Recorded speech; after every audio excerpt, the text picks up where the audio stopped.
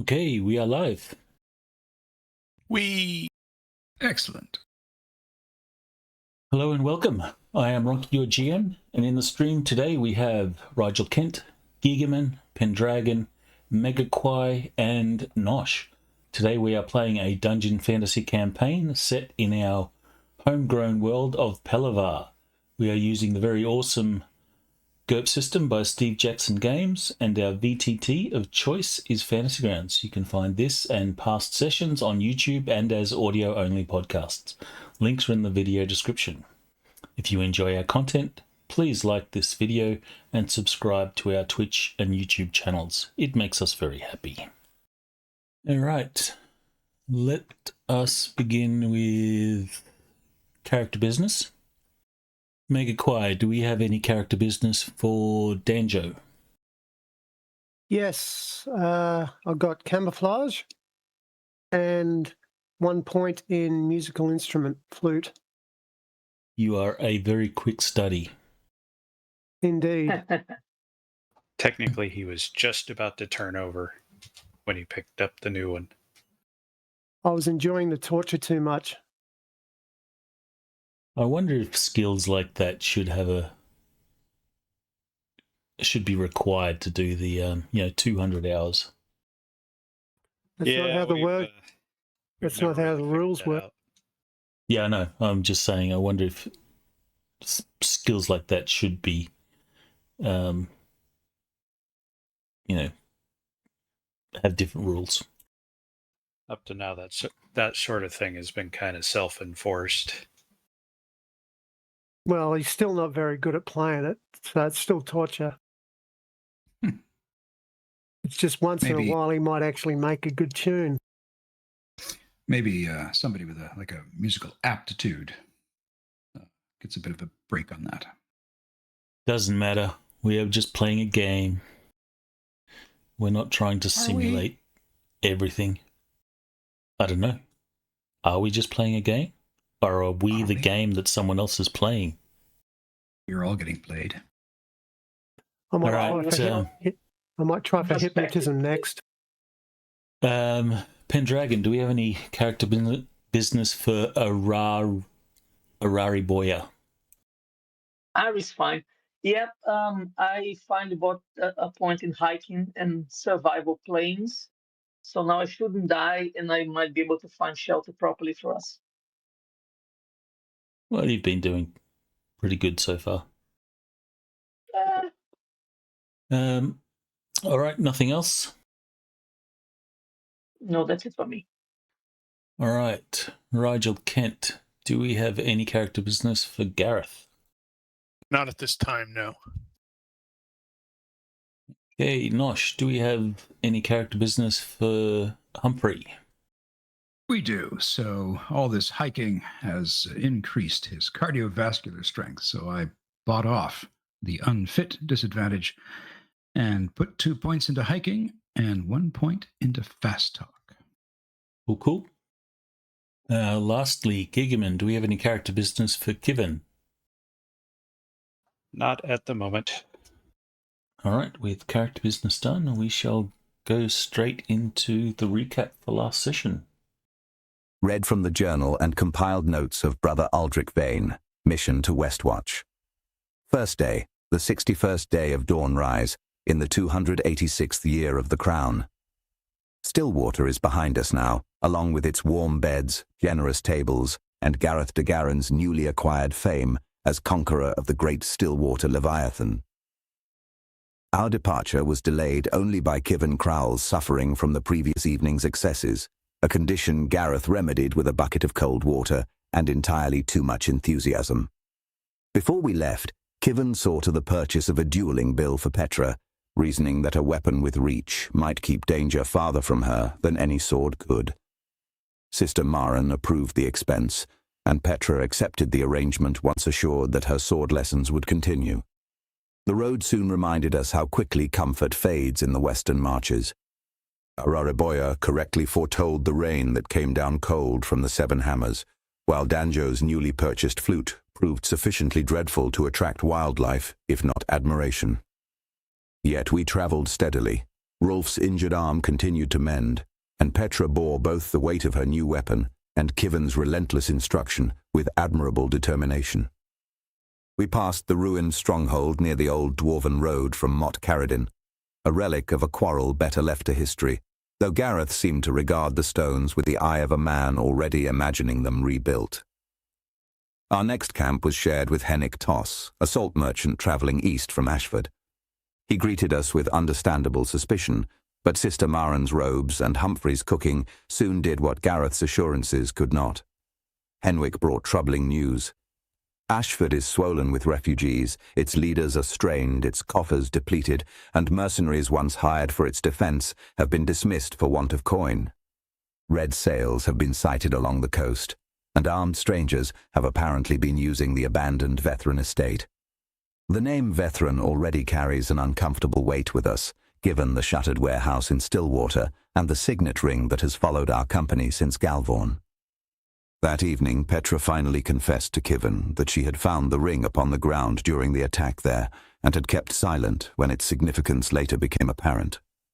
I cannot fault the girl for fear, though secrets have a way of becoming heavier the longer they are carried. More curious still was Sister Maren herself.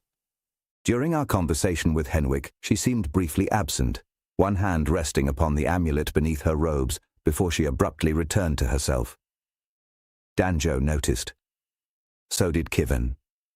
I suspect they will be watching her more closely now. Today brought a more immediate concern. We met 7 armed travellers heading east from Ashford, humans, 2 dwarves, and an elf among them, former mercenaries whose promised employment had disappeared with Ashford's money. Their leader spoke pleasantly enough, though there was something uncomfortable in the way several of them studied our cart as we passed. Rolf distrusted them at once, and Gareth, who knows something of desperate men and the choices they make, agreed that our horses alone might be temptation enough. Their concern proved justified. Arariboya and Danjo remained behind and discovered that the strangers had turned about and begun following us. Rolf expects them to strike after dark, and so we have prepared an answer of our own. Straw-filled clothes now lie beneath blankets around a bright campfire, while the true defenders wait concealed beyond the light. Kivon has volunteered to make himself the obvious sentry. Petra is hidden away with me, safely removed from what may come. I expect the strangers now creep towards the camp. Thus, I write these final lines quietly, with weapons close at hand and every ear turned towards the darkness. If these men mean only to frighten us, they are choosing a remarkably poor way to demonstrate it. Okay. Once again, Aldrich seems to be aware of things that he shouldn't. He is the Watcher. He is the knower of secrets. That's why, I don't know if you picked it up, it's read from the journal and compiled notes. Mm-hmm. We know he's sneaking around back there, eavesdropping. No, it's those magic glasses. They let him know all of this stuff. Yeah, nobody would suspect magic glasses would help you hear better. What a twist! Alrighty. So, you guys should all see the map. If you don't, Yep. let me know. I can reshare it. Yep. Oh. Guess that means I need to go find it. Oh. There's actually a new icon there. Clear death markers. Huh. That's odd. Why the heck would you want to get rid of them? They're fun. They're Did that bloody. reshare for everyone? Yeah, and it got Yep. super small. Indeed. Looks like you got the health bars turned on instead of the pips. No. I don't know if you There's intended to do pips. I'm seeing pips. Are you seeing health bars? that. I am. Yeah. I'm seeing health bars as well. Interesting. Has that been localized? Token player show ally health bar in the options. But that looks like it's GM has to set that. Oh, okay. It's specifically ally. So enemy is still set to dot. Okay. How would you guys like that? Would you like allies to be a dot or remain the health bar? I say let's try it with the health bar for this fight to see what we think, because we've used the pips before. Yeah, we can leave it. That's odd because that's not something that I've changed. I suspect there was only one option before and they added the second. Let me just click these to see if it changes for you. Went away. Pip. It should be a dot now if you hover over Yep, it. it's a dot. Ah. Now it's the bar again. Okay, so there's options. You've got a dot, a bar, and a dot and a bar that only appear if you hover.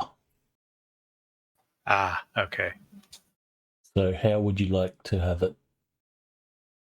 Let's try the bar for this combat. Do you want it there all the time, or do you want it there just when you hover over? Yeah, it's fine. Now we at least know why it is what it is. Okay. All right, so you guys want Humphrey to go and be the bait? No, Kevin had set himself up as being bait. Yeah, but afterward we had discussed the idea of maybe Humphrey should do that. Not that I'm unvolunteering, but we were supposed to have discussed that. Too Okay. late now.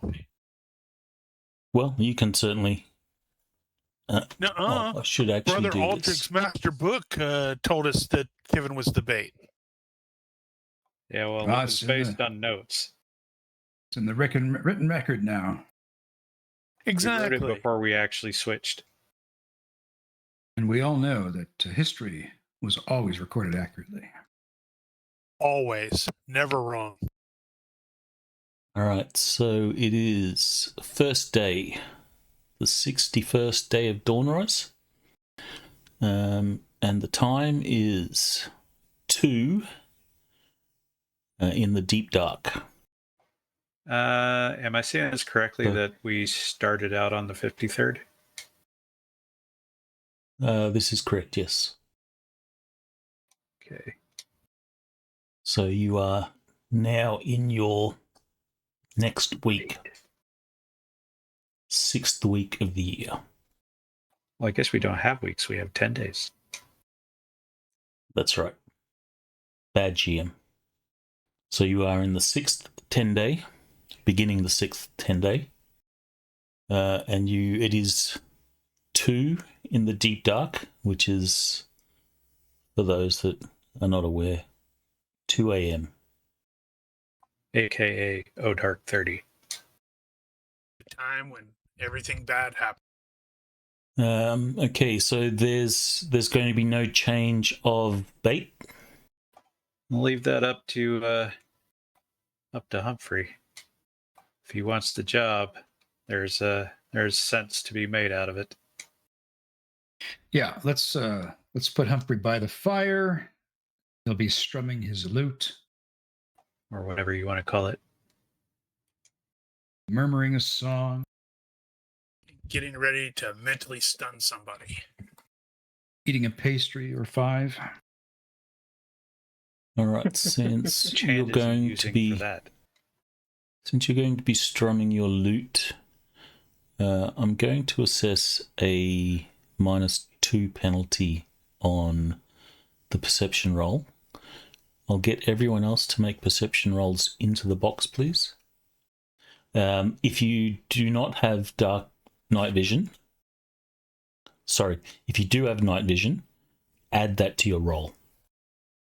Oh, Well, sorry. yeah, okay. I've Or already just- rolled and okay. have 5 night vision. Okay, I'll note that.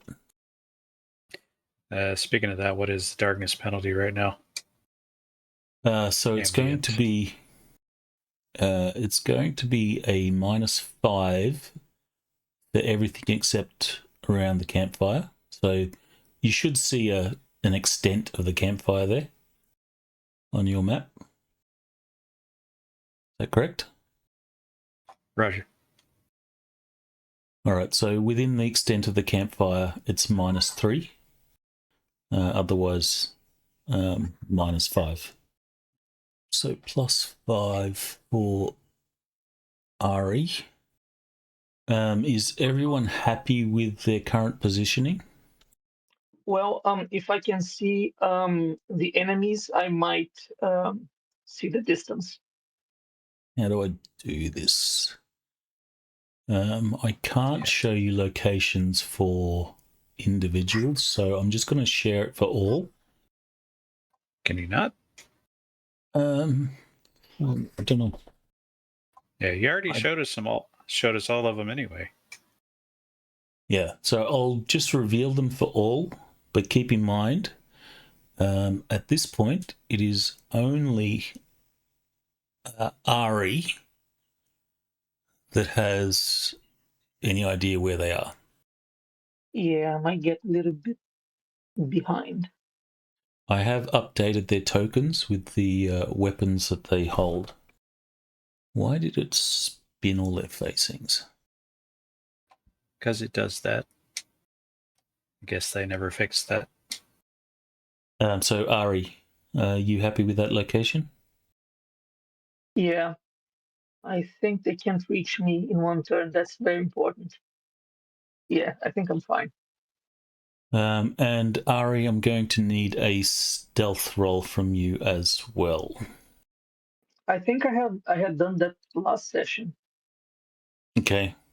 I have I'll no do it idea again. what the margin is, Okay, so I'll roll it again by 2.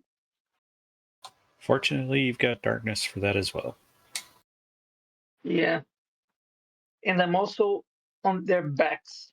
So well, up until now, you have not been attacked, and they don't seem to have reacted to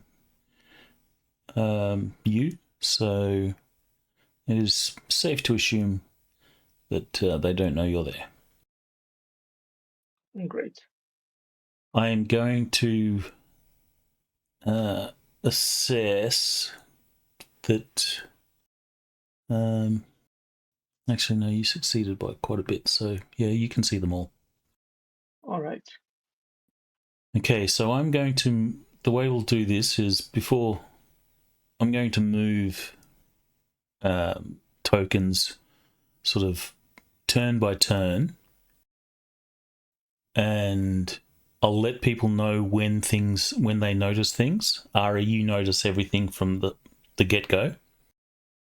Okay. You let me know when you decide to do something. All right. I do have a question, Ronnke. I was having a look at the dual attack for bow, and it says I can technically attack two different people at the same time. I imagine they must be like in a more or less close to each other. But how does They must be aiming adjacent. work? Adjacent. Yeah, they must be adjacent. You can. It makes sense. It makes sense. In the Well, that's how dual weapon attack works anyway. They must be adjacent for that as well. It was either Okay. adjacent or it had to be a 30-degree cone. Yeah, I was thinking about, there's the archer and there's this guy with a shield and sword. It's kind of almost the same direction. So maybe I could try hitting him. I don't know. Like this dude here. Are you pointing to something? Sorry, let me try. I was trying to point, but apparently I forgot how to do this. 2 mouse buttons okay. and drag. This dude here. Okay. And her Oh, that reminds me. are friends.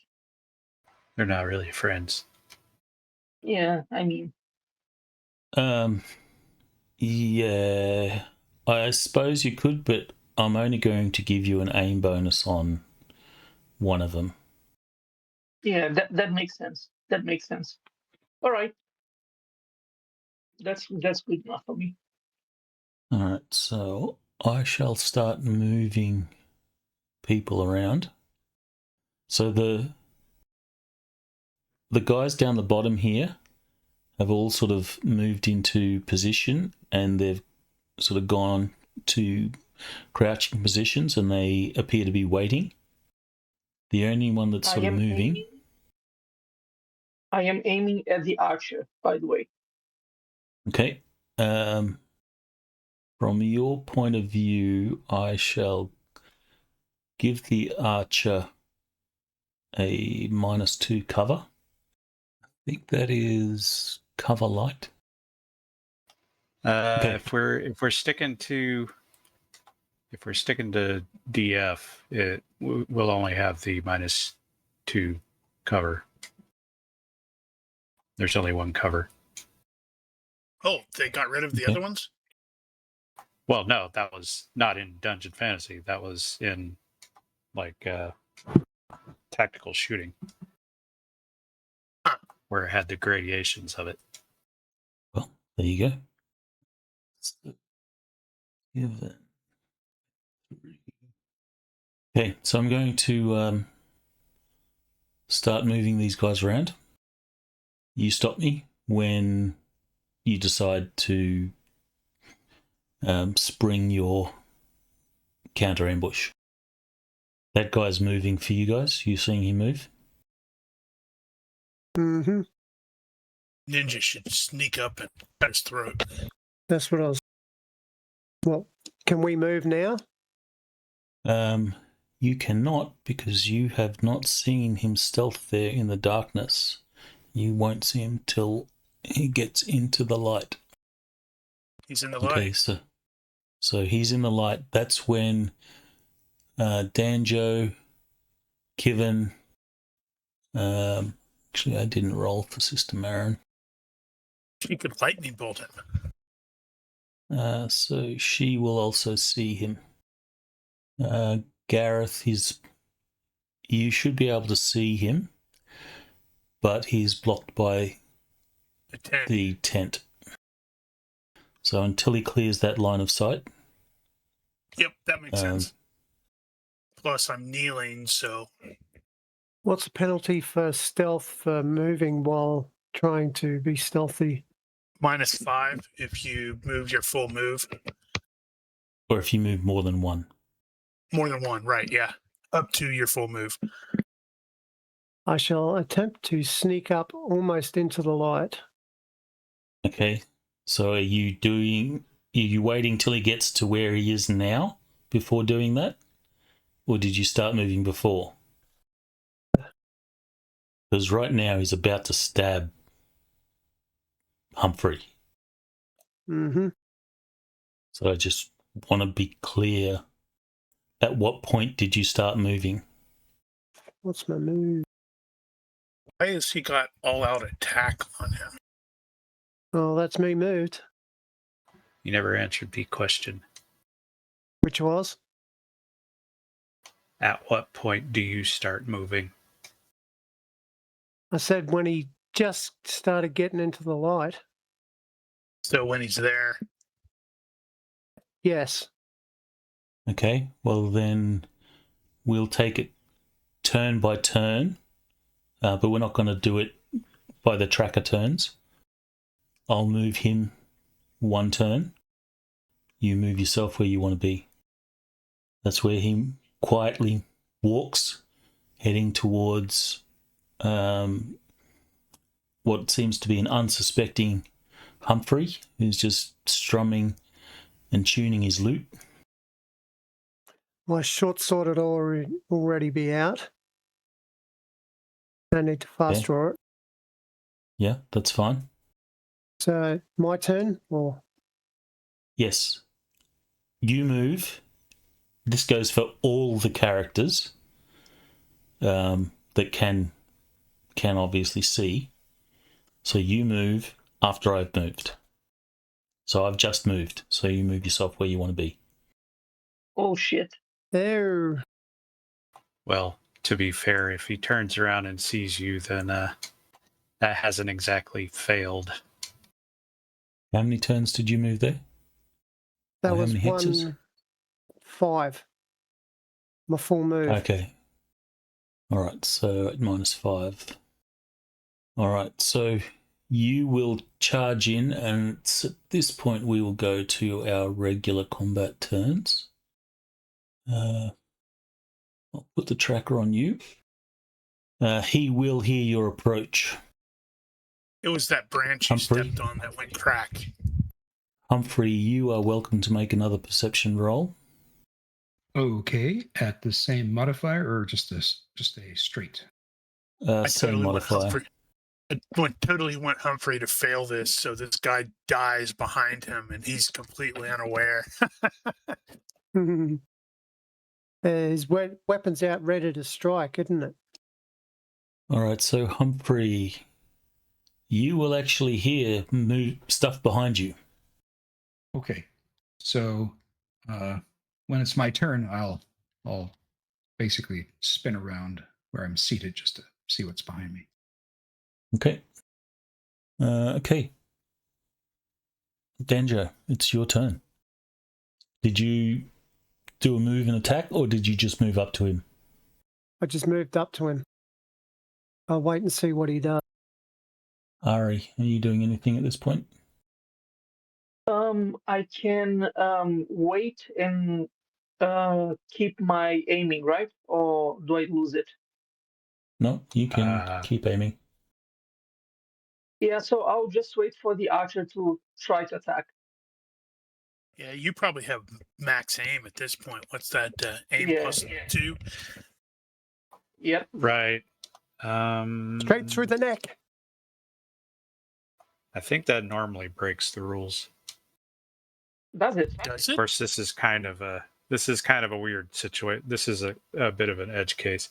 Yeah, because you have to convert the aim into an attack. It has to be immediately followed by an attack, but you're changing it to a wait, which will be converted into attack. So, kind of. I mean, if it's a problem, I'll just attack. I know it just I think I'd pass let my... that go. Let's do it like this. You can get your full aim, and then you can convert to weights, but you won't lose the aims that you've accumulated. Sure. I mean, I think if you aimed, so if you aimed for one turn, and then you started waiting, that's the accuracy that you'll have.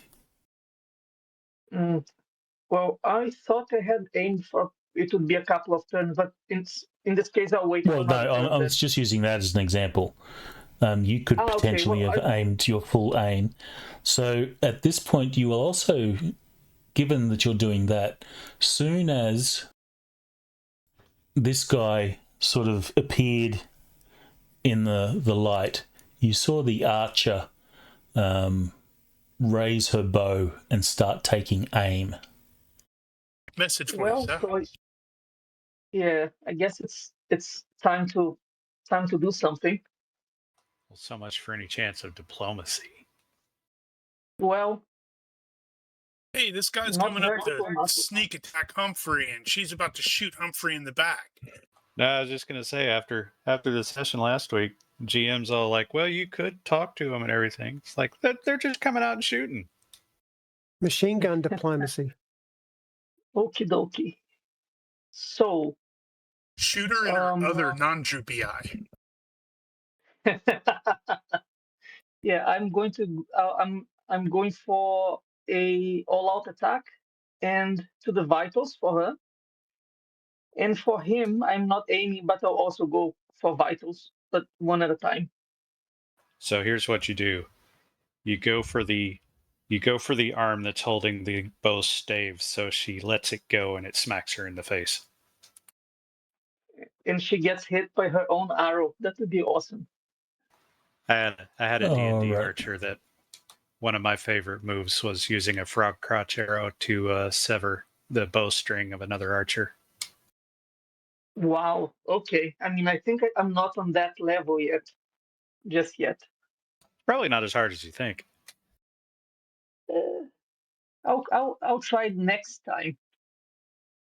But you kind of need to have frog crotch arrows, though. Success by 1. Yes. Dual weapon attack, I think, is -4, not -2. He has heroic archer. But I have heroic archer. Does that? You have weapon master too, don't you? Yep, as well. Are you sure that affects dual weapon attack? I know it affects rapid strike. It does. But does it also do dual weapon attack? Yeah. It says here. Okay. Vitals, yeah, I know it stacks for rapid strike. I don't know if it stacks for the rest of them, but it definitely works for a lot of different mods, including that one. Well, I copied from the martial arts book. I'm going to paste it here. Oops, sorry. Okay, that's fine. Heroic Archer has it. Well, it's not like she knows that arrow's coming, so she probably can't even dodge. Yeah, well, she That's probably what just I'm- heard some guy talking behind her about some kind of rule about dual weapon attack. True, very true. Ruin my Shout, spell. sneak attack. Where does it say? What? Hang on. Complete sentences. Okay, all right. It's right down the bottom that it says. Yeah. Yeah, it doesn't. Apparently, it doesn't say anything in martial arts about needing to be within a 30 degrees for a bow. I'm fairly certain I've seen that somewhere, but I don't remember. But I mean, it makes sense. It would be very bizarre if I shot, I don't know, this archer and then someone 90 degrees from me. That's kind of impossible. Maybe. I think they still need to be adjacent. No, it says melee specifically. I think in a situation like that, we can exercise common sense, right? It stands to reason that they would have to be adjacent because with a bow, you have to adjust for range. So you're adjusting the elevation of the your bow for the target. So if they're at different distances, the elevation has to be different. It doesn't say anything about distances there either. I'm just thinking about it logically. You've got two arrows flying. You know, if you Yeah, no, I would probably nix that too, but it doesn't actually mention it. But does dual weapon attack not say that they have to be adjacent? I just pasted it there. It says melee specifically. It actually italicized melee. It's specifically called out melee. That's because dual weapon attack didn't become a range thing until martial arts, I think. No. That's out of basic.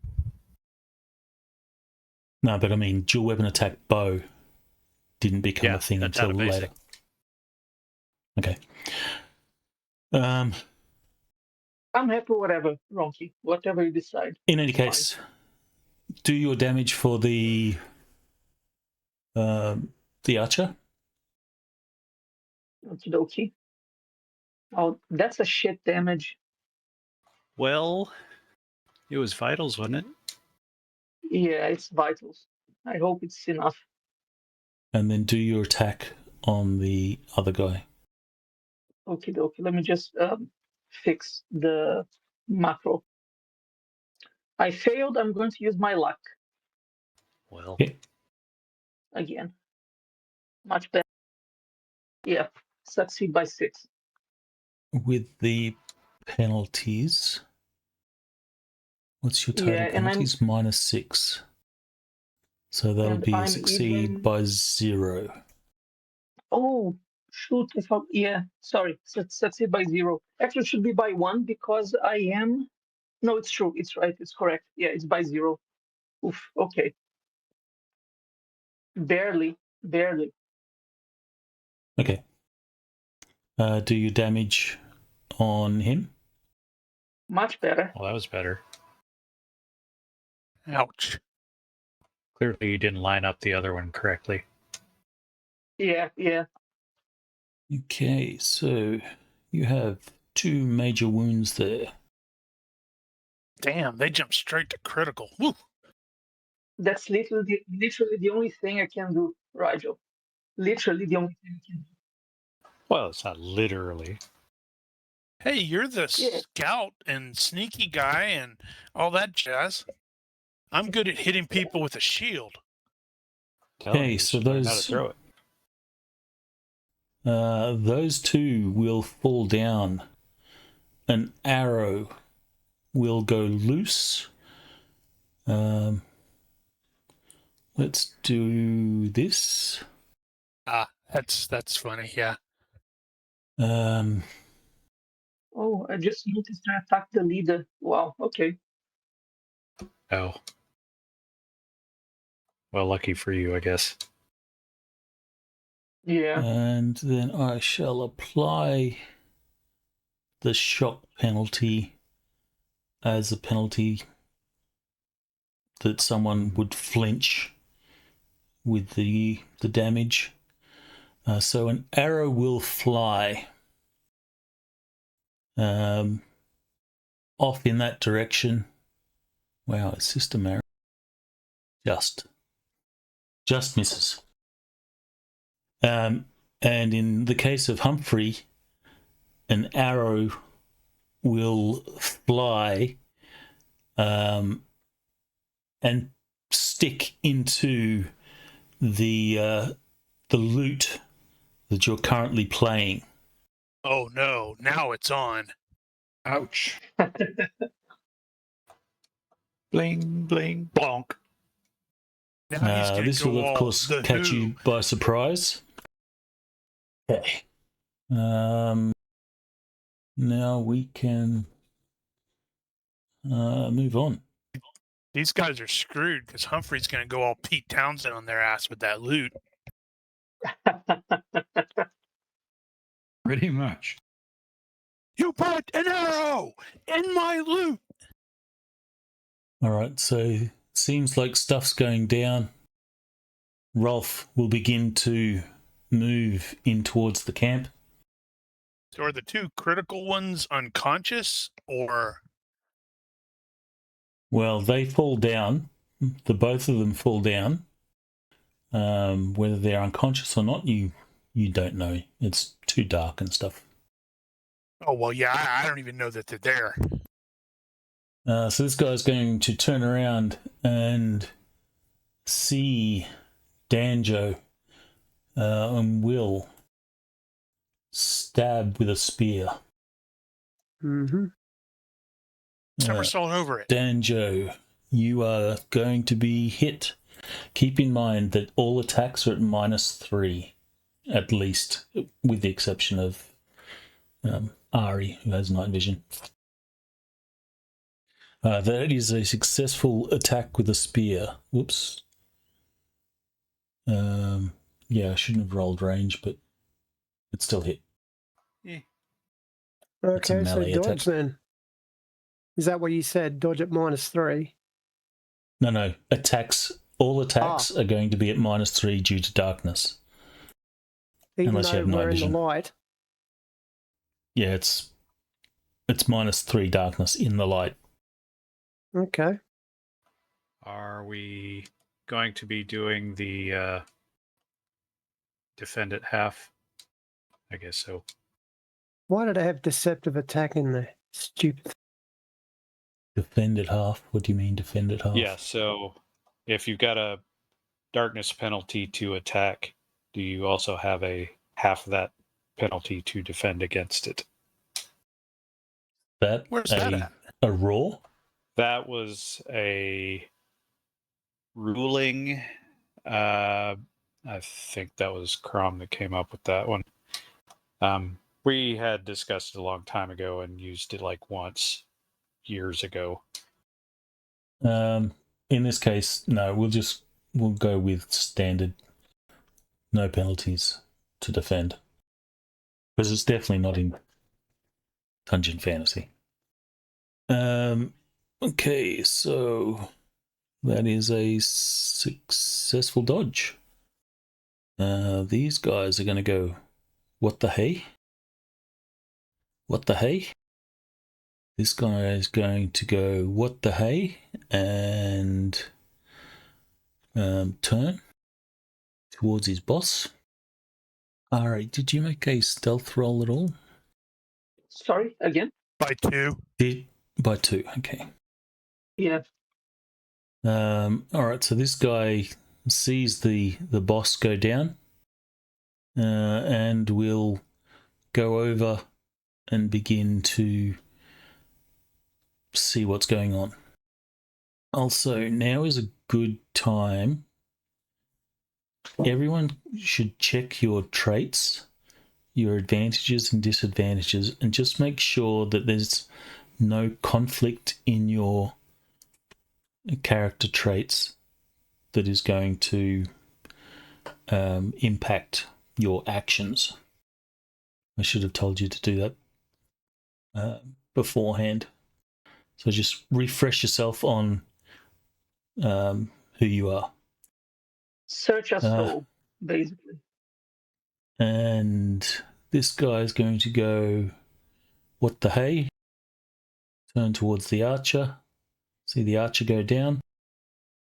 Sister Marin, she will cast... Actually, no. No, she won't cast anything yet. Petra waiting. So is Kevin able to see anything other than the guy in the firelight? No, you cannot see anything other than the guy in the firelight. Okay, kind of figured. So I guess what Kevin's going to do is start creeping forward. Right. So I am going to creep forward as well. All right, so Gareth, you can't see what's happening, but you obviously, or you would have seen the arrow I go. can definitely probably hear. Yeah. And actually, I can see. You would have seen the arrow. Reconsidering that, I saw Humphrey take an arrow to the thing, so I'm not creeping forward at all. I got to get rid of the kneeling. All right. Humphrey will cry out, "We're under attack!" And he is going to lie down to try to make himself less of a target behind the fire. Hey. Don't land in the fire. Yeah, if you shoot an arrow through the fire like that, it'll catch fire and it'll be a burning arrow when it hits you. And you look really cool as well, by the way. And it may cook chicken if you shoot a chicken. Back in the guy in front of me going for a stab. Just don't forget the -3 darkness penalty. Oh, well, it's success by 4. All right, he will attempt to parry. Deceptive attack.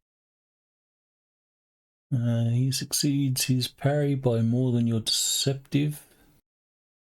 That's not right. That's deceptive attack 1 costs you -2. And it gives them a -1 to defend. Yeah, So deceptive is double. By 3. Deceptive is double the... It's what I clicked in the modifier. It looks on there, penalty to defend. There are 2 versions of it. There's the penalty to attack and the penalty to defend. Oh. Yeah, you just grabbed the wrong one. Still fine. It still would have hit. It still would have hit. Okay, so he will successfully parry with his spear. Okay. You are done. Advance the tracker. Ari, your turn.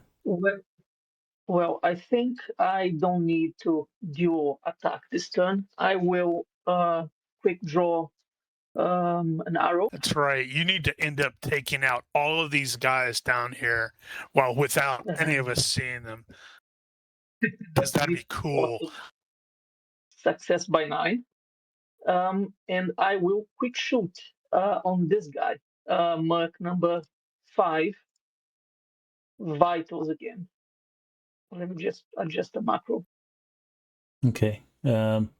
Also, keep applying the -2 cover. As you have trees and shrubs and that sort of stuff in the way. Okie dokie. I was going to make a cheeky comment about cover and concealment here, but We're talking arrows, so it's probably all technically cover. Wow, that was a horrendous shot. That was a really bad roll. Yeah. Well, I guess I humiliatingly missed my target. Pity you don't have a lot. Hold on. You should. Oh, right. Never mind. I was about to say, wait, why are you getting accuracy? Right, heroic character. Never mind. Carry on. Okay. Embarrassing. Is it only 2 for a longbow? I thought it was more than that. I think it depends Yeah, on the bow. I think it's only 2 for the longbow. Pretty sure, actually. What's the -1 rapid strike you've got there? It's because I have both heroic archer and weapon master. Because I'm doing a quick shoot. Yeah. I need to make a note on that. Accuracy on a longbow is 3. Oh, it's 3? Yeah, I'm looking at the new basic book on page 275. Well, better for me. I still fail by 1. Oh, hold on. If I fail by 1, is it a torso hit? I think it is, actually. Yes, it is a torso hit. That's less embarrassing. Yeah, Thanks, you just can't roll to see if you hit the vitals again. Yeah, that would be GM.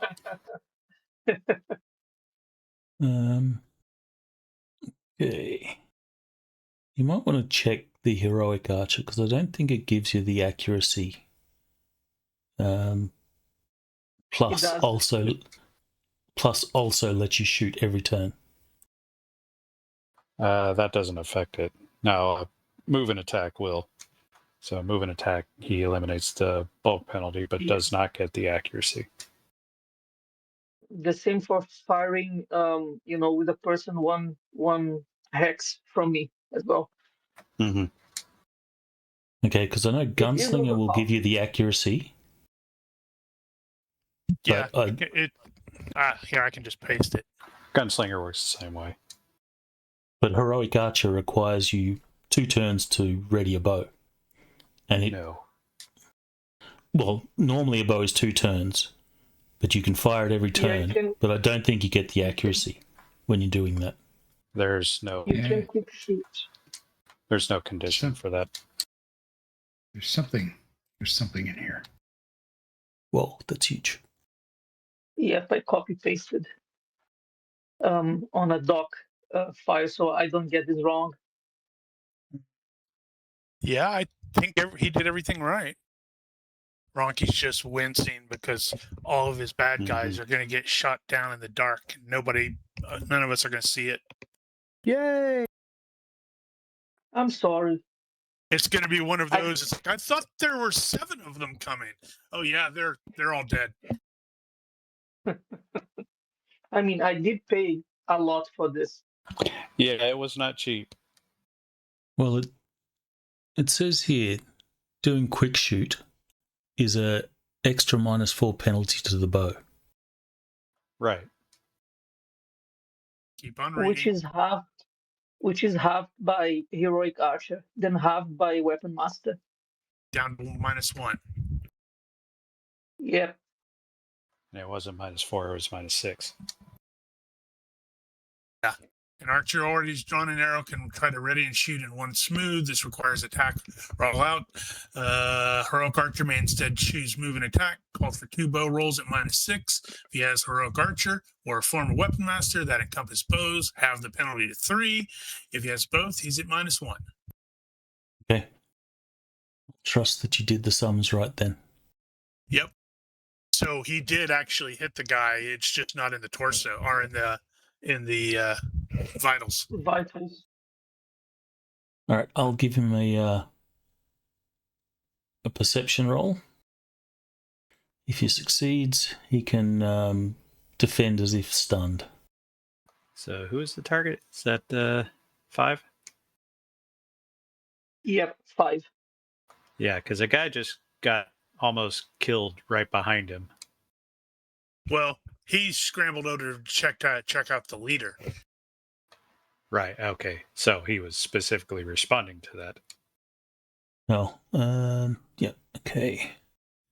So he will see, he will successfully see, but he will respond as if stunned, which is not going to work for him. Actually, no, that is not a successful see with darkness penalty. Nope. So do your damage. That's some pretty substantial damage. Yeah. And still probably a major, unless he's got a lot of armor. Actually, who was 5? Which ones are the dwarves? We know the elf is down. This one's a dwarf, and this one's a dwarf. Right.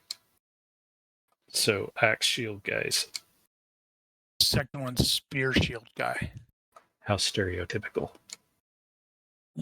So not vitals. Yeah, but that's Okay, still but that is a impaled. major wound. No, it was. Yes, it was It impaling. shouldn't be in the vitals. It shouldn't be in the vitals. I don't know if you No, I didn't do did vitals. that. Okay. Still a major wound, and that's a success. So he shakes off the major wound. All right, so Rolf, he will continue charging in. This guy will hear Rolf. He's going to step there and attack Danjo. That will be a successful hit. Parry. You fend off the attack. This guy is still going, what the hey? This guy will be going, what the hey? But more dwarf-like. They'll be looking that way. This guy will fall unconscious. I'm sorry, Ronki. I didn't mean to ruin this. Hey, you're doing you're doing what You're supposed doing to be exactly doing. what you're supposed to do. Mm-hmm. Don't be sorry. Yeah. Don't feel bad. Ronnke has done this exact same thing to me. Don't be sorry. Just do it. Whatever's happening, he deserves it. Okay then. And I've done the same What you thing should- to Ronnke with Gabe. You're not affecting me at all. I want you guys to win. What you're affecting is your other players, because they're not going to get to kill anything. We don't know what's going to happen. Hey, there's going to be another time when he's not going to get to do a damn thing because everybody else is killing everything. So it'll even out. So this guy fell unconscious. He was in the right place at the This right time. guy will also be going, what the hey? So, He had enough. Sister Marin will then begin to move. Speaking of someone who's not going to get to kill anybody. You can get over there and Which is probably okay. So he vowed not to kill anyone. Well, it's true. So it'll work out in his vow situation. Kevin still can't see anybody, but he most definitely heard at least 3 yelps over on the other side of the camp. So he is going to pick up speed. Yep. But he's also going to circle a bit. So it is really hard to see those hexes. Needed to be white. Well, that's why it snapped to grid. I guess we'll go there. That'll wake. Right. So Gareth is actually sprinting because his objective is to put him and his shield between whoever's shooting arrows at from below and Humphrey. Sadly, at this point, if there's an arrow coming, it's going to be Ari cursing behind it. Or he's going to shoot Merc 2 in the back just to make sure he's the total kill stealer. All right. Well, since Humphrey cannot see anybody, obviously I can hear sounds, but there's not much I can do until I can actually see someone. So I'm just going to Well, lie you can there. see the guy And, behind you. You can see him. Yeah, I think Danjo will have this very much in hand, and Kevin is on the hunt. So I think Humphrey is just going to lie there and curse the person who shot his loot. So the arrow is sort of sticking into the belly of the loot. So you need to make sure to just take the arrow out, but leave the arrowhead in it. Okay, deceptive attack on this guy in front. I did it right that time, didn't I? Yep. All right, so he is he's running out of options. Oh, he's got one good one. Die. He will do a He's running retreating out. parry. Wouldn't He's say running out of options. He might be running out of the campsite. So that offsets your deceptive. He will successfully parry. Okay. I think I'll do the same thing, but on the dwarf this time. The one that's running away. Yep. You're like, no, you don't get to get out of my killing field. Exactly. So, vitals again. Everything should be right. Let's go. Much better. Since he's running, he's not paying any sort of attention. You can just roll your damage. Ooh. Ow. Wow. Very Okay. Runner. So much for this mercenary band. Well, this is what happens when you face up against people with night vision. Uh-huh. And you don't have night vision. Was that to the vitals? Yes. I want one Yes. of these mercs to scream out, "Where are you?" So Ari can do the here.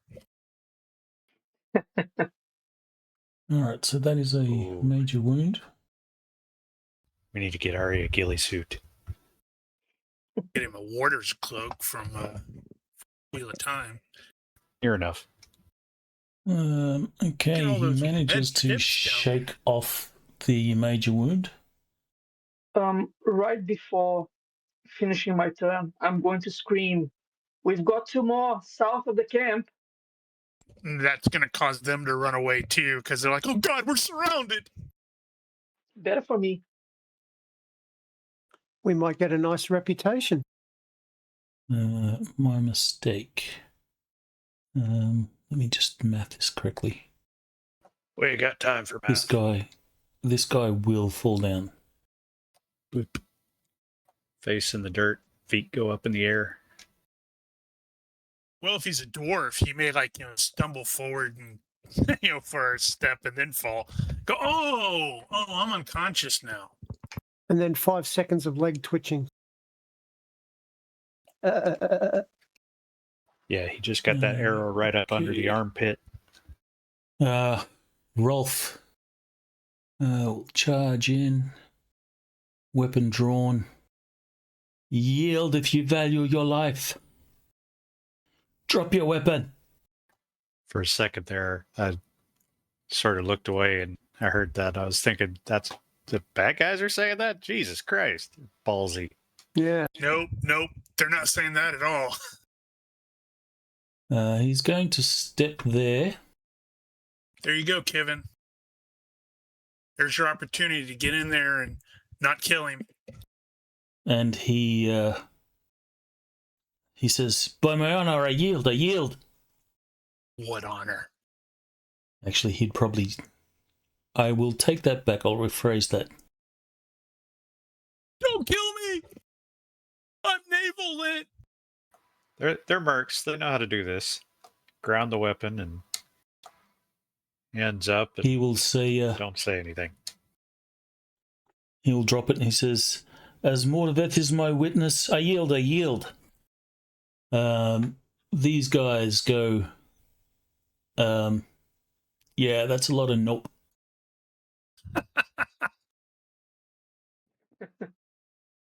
damn it. What are we going to do with these guys afterwards?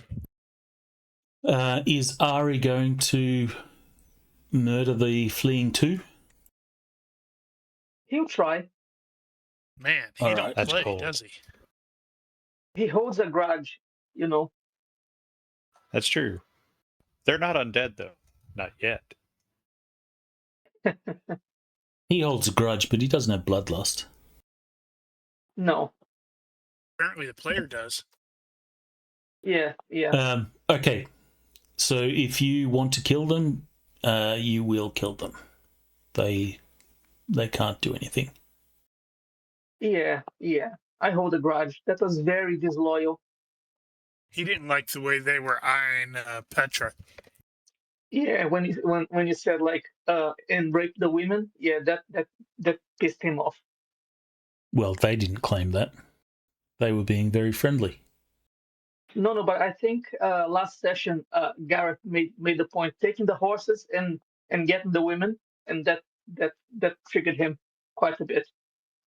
In any case, this combat will resolve itself unless you wish to pursue fighting the guy that surrendered. Nope, Is there that any... would piss off Rolf, I suspect. And Gareth has placed himself between the fire and Humphrey and anybody down below who may want to shoot at him again. Okay, so... Then Ares going to come in with like 7 heads.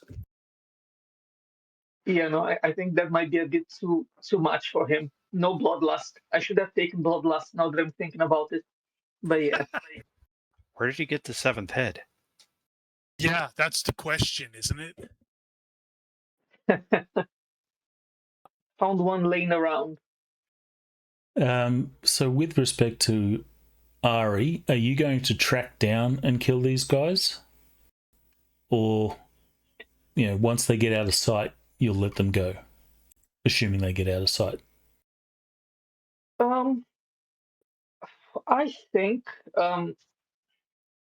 I think he tracked them down because I'm not sure that they're not going to come back with reinforcements. Well, you didn't see they had anybody else. Or find somebody else to do this to. Okay, Yeah, so well. if you're going to track them down, then they will most certainly be dead. So let me do that to them. And I need to retrieve my arrows. And make sure the others are dead. And we still have the arrow breakage table, have we? We're going to be like, where's, Ari? And he comes, drags one body in. Gotta go get the others. Drags another one in. Yeah, I'll need some help. Amazingly, being frank. Sorry, being frank, if any of them are alive, I would not kill them. I'd probably help them because I'm also charitable. So if they ask for help, I would probably help them. Kevin's going to keep doing his circuit around and then realize it's kind of over because he'll hear people running away and stuff. I'll call back. Yeah, it looks like all these guys over here are sprouted fletchings. I think I'm going to grab a stick it in the fire to make a torch and go up there. Yeah, I'll start dragging these guys back into the light, as it were. Okay, let me address the dead ones. Yeah, there you go. Now we got proper blood splatters. There's one down there that's still alive. Okay. Oh, 2. Wow, okay, well. Found the elf chick. She has an arrow in her heart. Okay. That should be it. Remind me not to piss off Boyo. Yeah, that went way better than I thought it was going to be frank. Don't piss off the player too. All right, so Gareth, with your lit stick, you will see that there is a dwarf and, well, You don't know whether they're dead or just unconscious. So it's up to you what what you do, whether you drag their bodies back to camp or however you want to do this. Probably But going to be dragging them back to camp because all right. Kevin is also dragging. Okay, so you drag all the bodies back to camp. What about the ones that Ari chased down? Are you going to... I don't know where they're at, and I didn't know that he had chased them, so it's going to be up to him to bring them back. Well, yeah, I'll probably bring one. I'll probably bring one back and then tell them where the other is, so they can help me bring his body. All right, He might have some lootable stuff. So you will bring them all back in that case. Correct. Bring them back and give them cremation. Well, we've got the surrendered one, so he can identify each of these people, which will make the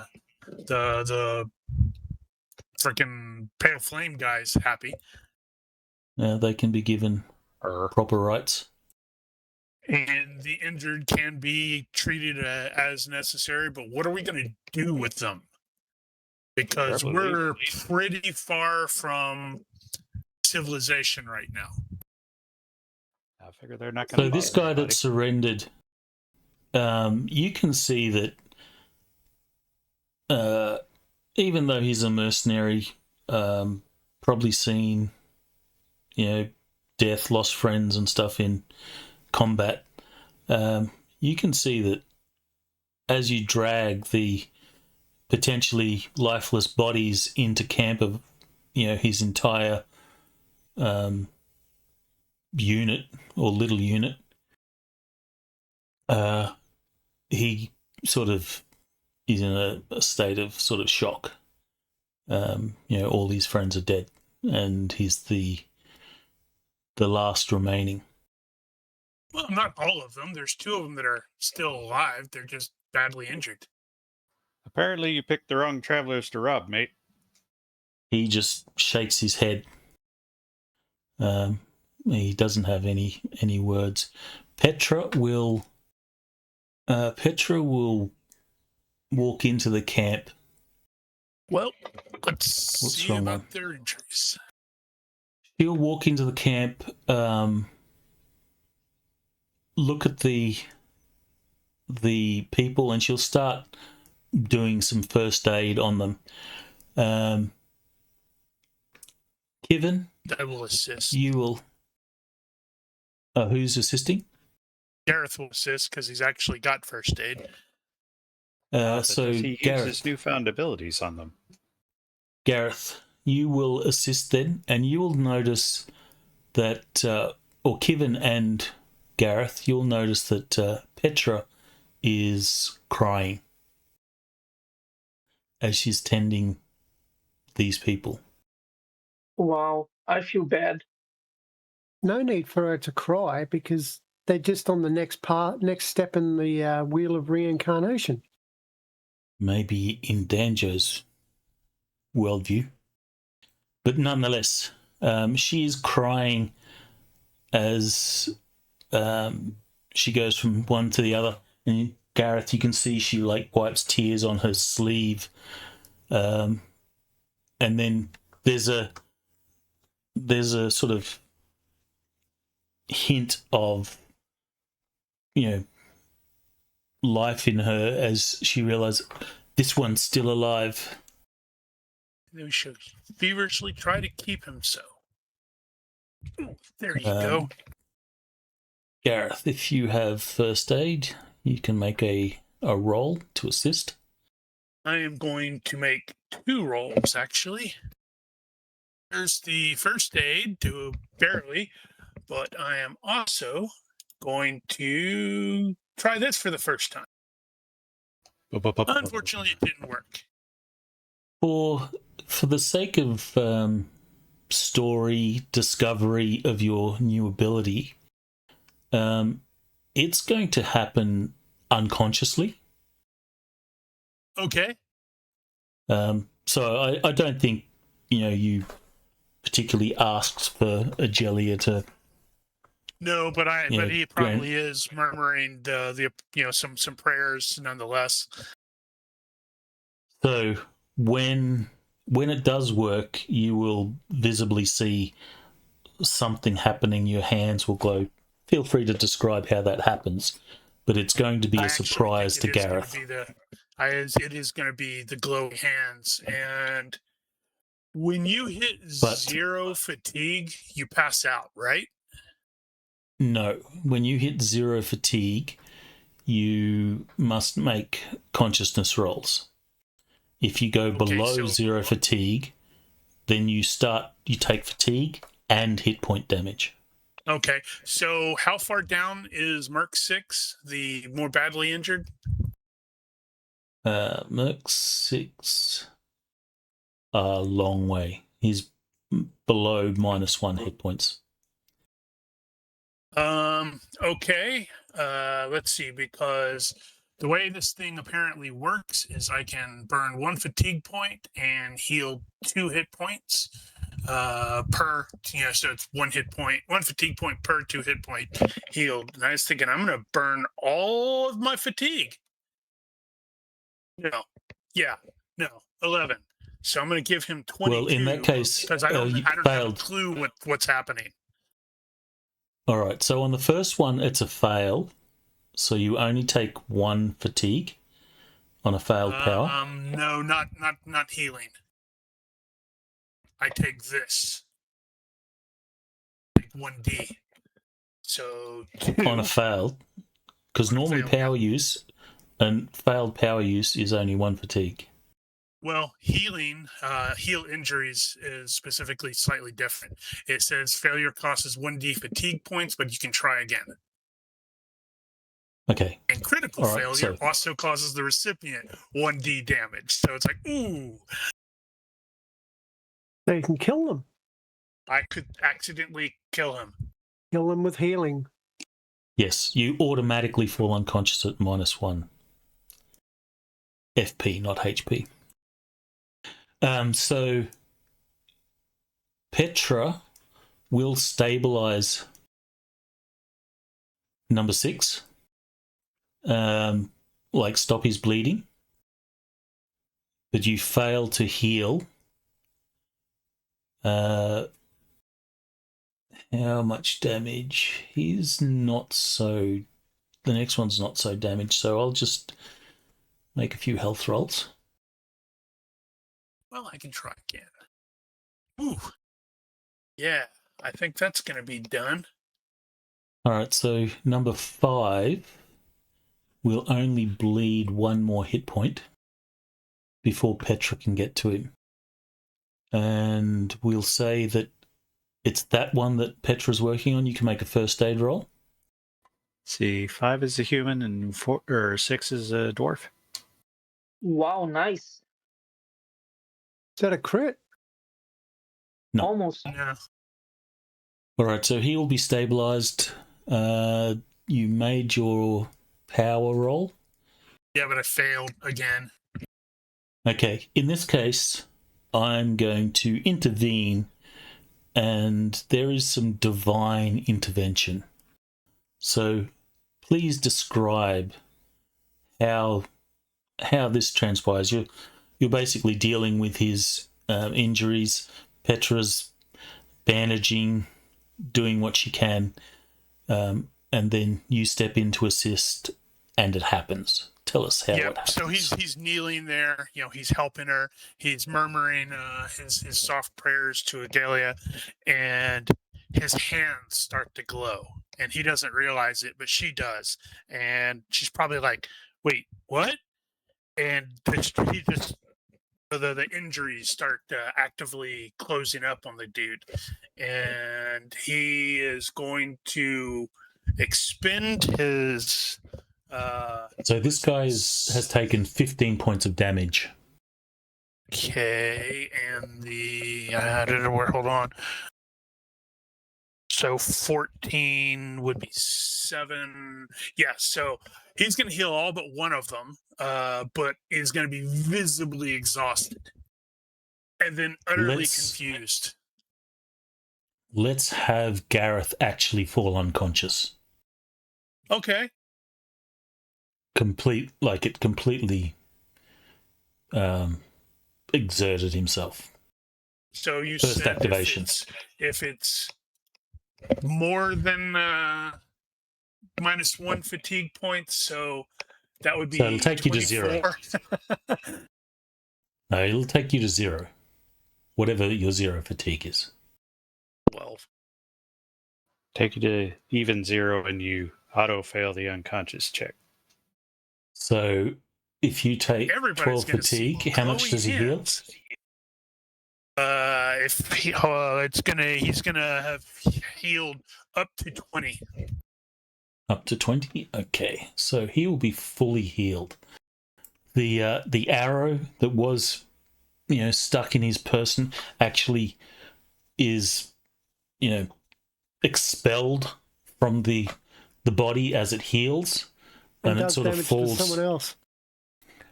falls beside him. Petra is just stunned at what she's seeing. Well, probably everybody noticed because of the glowy lights from the hands. That's true. Petra How will glowy are they? actually stand up and take a step back in surprise, and this guy becomes fully healed. And I'm not going to take a step back, but I'm going to fall down and take a nap. So when Gareth falls down, and the majesty of the moment has sort of settled in. Petra will see Gareth fall, and then she'll sort of rush to Gareth's side, and she'll be saying, Gareth, shaking Gareth. Just a few more minutes, Mom. So Gareth will not respond. He's completely out of it. Petra will check him and realize that he's still alive. He's just gone. His Rolf and Ulrich will have moved to stand around to see this happening. And there's like, what? What's going on? Comes out. Skirble. At this point, he's probably so stunned at what he's seeing that his book is just sort of hanging by his side. That's how he does it. He's got it on a lanyard. While all this is happening, is anyone watching the prisoner? Well, I think it's probably safe to say there was a moment there where everybody was sort of focused on what was going on over there. Possibly including the prisoner. Damn, I wish I had more character points because I'd totally tried to pick up Merc 5 as like an ally. Where the dude's like, you saved my life. All right, so... Well, he stays with us. Marin will sort of crouch by Gareth's side, and she'll sort of, lay her hands on Gareth just to see, just basically making sure that he's okay. And she'll sort of mutter something to Solvrith, which you don't really, none of you really hear, but she says something. At this point, the tears, well, Petra's face is still, all puffy and stuff from crying, but the tears have stopped in this like miracle-like moment. Then at least something good came of it. The links we do to make little girls stop crying. How does Humphrey and Kivin and Ari react to what's going on? And Danjo? We were reacting on the side there. Humphrey's been focused let's on see. his loot. Humphrey's been focused on his loot. Let's see how I it is. think I think Karate Boy is feeling very guilty because he made Petra cry, and also he feels embarrassed because he feels like he's, you know, once again a brute, as people tell him. So he slips away the first moment he gets, and he's going to spend the night somewhere else. Hey, but that arrow's really in good condition. There Yeah, was I mean, one. save it for me. How many shots missed? None. No, I think one missed, didn't it? He says humbly. Yeah, and then he used luck to re-roll it. Right. Yeah, Okay. and the other one that I missed by one. He's like, I ain't gonna miss. All right. So that's what 1, 2. How many shots did you 6. fire? All right. So roll 6d6 on a 1 or a 2. 5d6. Because one of them just came out of the sky. Perfect. Remember? You said that. Ah, true. Yeah, that's true. So roll 5d6. I lose one. So you lose 2 of them. 2. Okay. On a 1 or a 2, But I get the. it breaks. Unless they're fine. But I get the. No, they're normal. But I get the arrowheads, right? Yes, you can recover the arrowheads, but the shaft or the fletchings is such that the arrow can't be used. Okie dokie. Good news, you can recover the arrowhead. Bad news, it's in the guy that's injured. Yeah, Kevin is used with Dragon comment that he's been accused of being a brute because that is the template that I used for Gareth. Yeah, Kevin Different has kind got a couple of things going on in his head right now. First off, most obvious is well, that's a neat trick, and wondering where that came from, and maybe Gareth isn't as full of shite as he initially seemed. So we'll have to keep an eye on him. And then the other one is deciding what to do about Petra, which, as far as Kevin is concerned, she probably should be crying. That's probably a good thing. She's not desensitized to it. So his instinct is just to let that go, and maybe she'll ask some questions later. Danjo is a little bit surprised by the fact that there's all these magic users around him now. He's not too sure how to react to them because they might all be priests.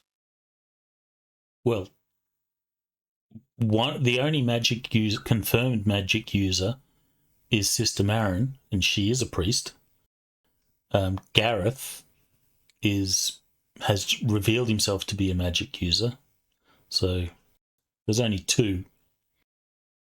But priest means something different in the Sunrise Land. Right.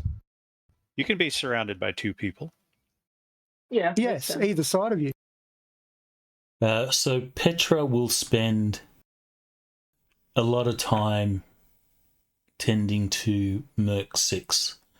Eventually, Gareth, 10-15 minutes later, you will just wake naturally with 1 fatigue, exhausted.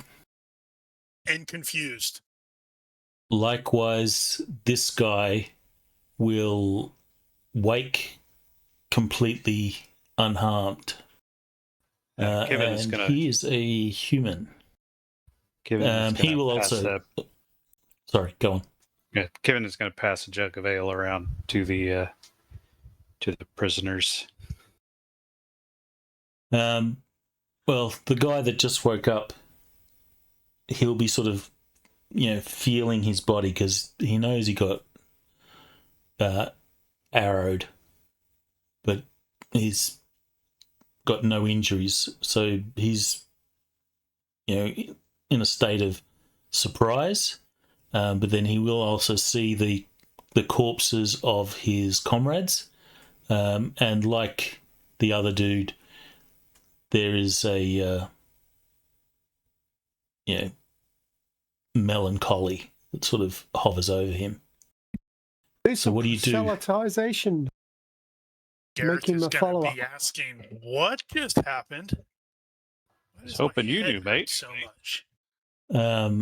So Sister Marin will be sort of kneeling with Gareth when you sort of come to, and she will say, "It appears that Solvreth worked through you to heal." No, I don't think so. I was praying to Agalia. She will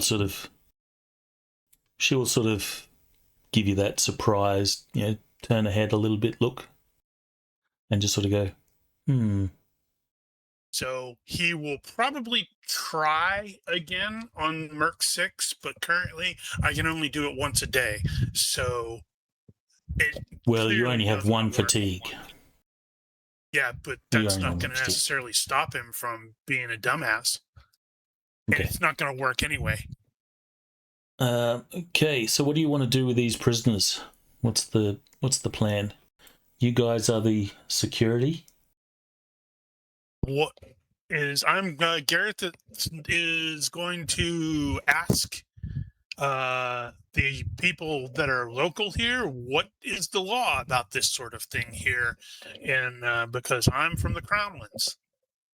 Well, this is the free cities, and there are no free cities right here, as it were. So we're in a bit of a lawless territory. One of the prisoners will sort of quietly, you hear his voice from behind you, wherever you've got them tied up, I'm assuming. Yeah. He says, let us put our companions to rest and let us go. You'll not see us So you can do this again. to another person. He will he'll sort of hang his head and he'll say, it was wrong. We only wanted the horses and some supplies. Well, this one's got a second life now. I rather hope he doesn't throw it away. Yes, Agalia will be watching you, Merc 5. She gave you your life back. Do good in your future life, otherwise you'll come back as a dog. That doesn't sound so bad. Dogs are awesome. A mangy, flea-bitten, rabies-filled dog. Well, it's better than being a cat. Definitely. I like cats. Oh, The he's Asian. musical? So he's going to plead his case. It was a bad decision. It was wrong. Let us bury our companions. And we'll be gone on our way. We'll not do this again. You hear. Pipes up. Humphrey pipes up and says, "You might as well dig your own grave too, and we'll settle that later." Pity there are no forlorn hope legions around here. Well, I, for one, am inclined to let him go. We don't have anywhere to put them. There's no law here. They're radically under strength compared to where they were. I don't think they'll bother so many people. Yeah, if We they could want, disarm them. I think if they want on one of our horses, let fate spin its web. We can hang them from a tree, sitting on a horse, and if the horse decides to leave, well, they don't get the horse. No, we need our horses, though. I think that horse will come to us. Well, apparently I've just healed this fellow. It seems rather odd to, murder him thereafter. Sister Marin will say, it seems the gods, Solvreth or otherwise, want this one at least still alive. Perhaps there is purpose for you, a destiny that you have not yet fulfilled. And the guy, Hey, I got her to say, or otherwise. That's progress. and the guy will suddenly, start thinking, yeah, maybe I am destined for greatness. No, I'm Jesus now. Mm-hmm. Yeah, I know. He is No, now the he prophet doesn't. of Agalia. So he will just plead mercy to let them go. If you have charitable, this is a time that you have to roll it. Yeah, that's airy, and he's skulked off to feel bad about himself. Yeah, I'm brooding somewhere far away. Are you in a tree like a proper Batman? That's a good Upside point. down. Well, it doesn't have to be upside down. He's just got to be crouching, and it needs a long tail coat thing so it hangs down. So Gareth does have Code of Honor soldiers. And he? it does have the treat an honorable enemy with respect, but these guys are definitely not honorable. Well, I think Kevin would generally agree with that, but he also sees these guys that they're just mercs, and this is what happens to mercs when they get fired. So, bad decision, yeah. They can't learn from it if they're dead. And they have to watch out over Merc 6 unless they just gank him after we leave. Well, those are bad friends if that's how it goes. Yeah.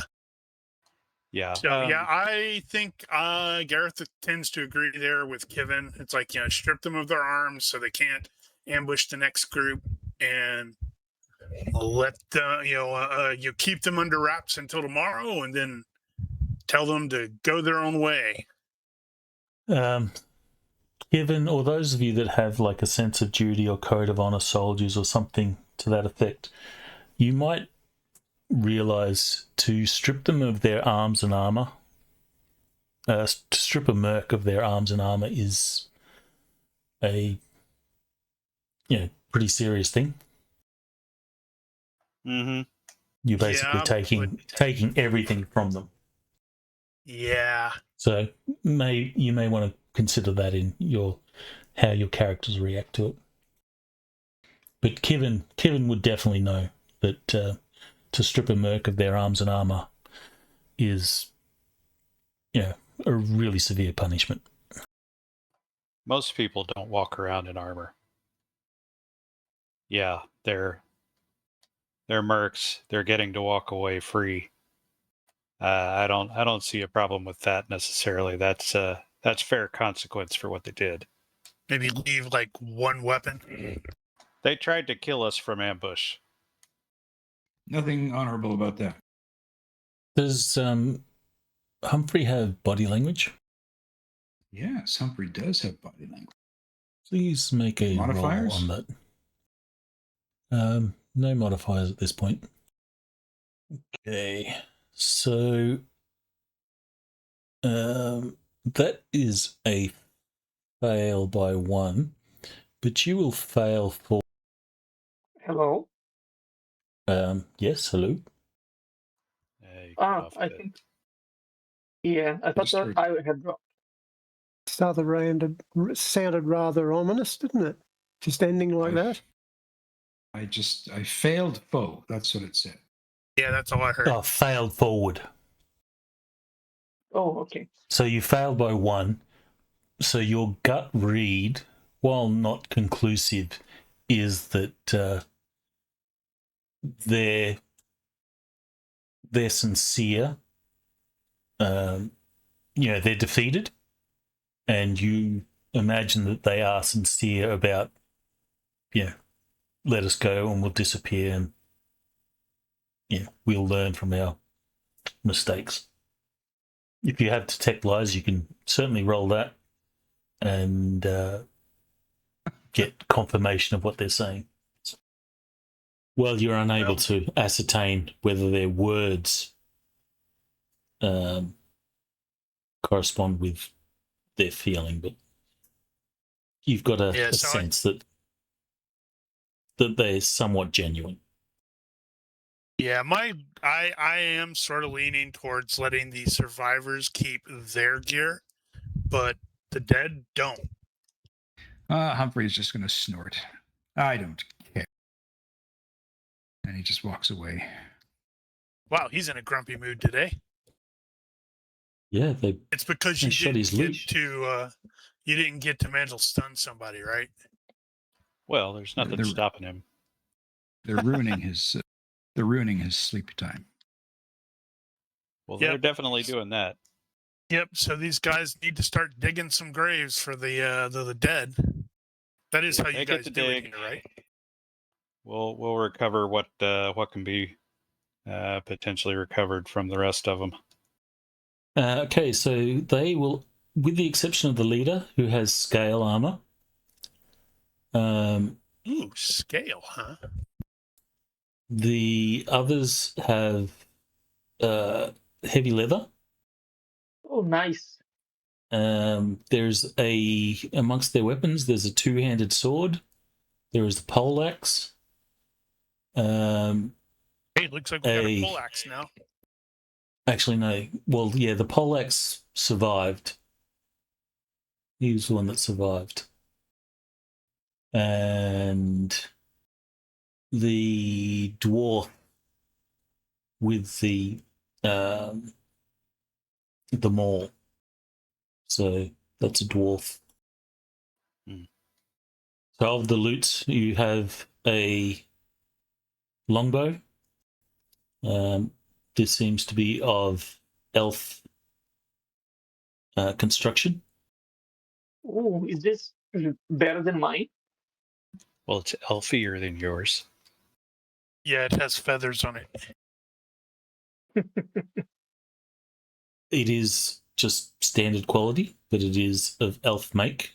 I don't know I'll take it. I how that haven't got a compares bow. with you. That's true. Okay, so Yep. this is a longbow. Let me drop that into the party sheet. Yeah, I guess we should do that. How many arrows?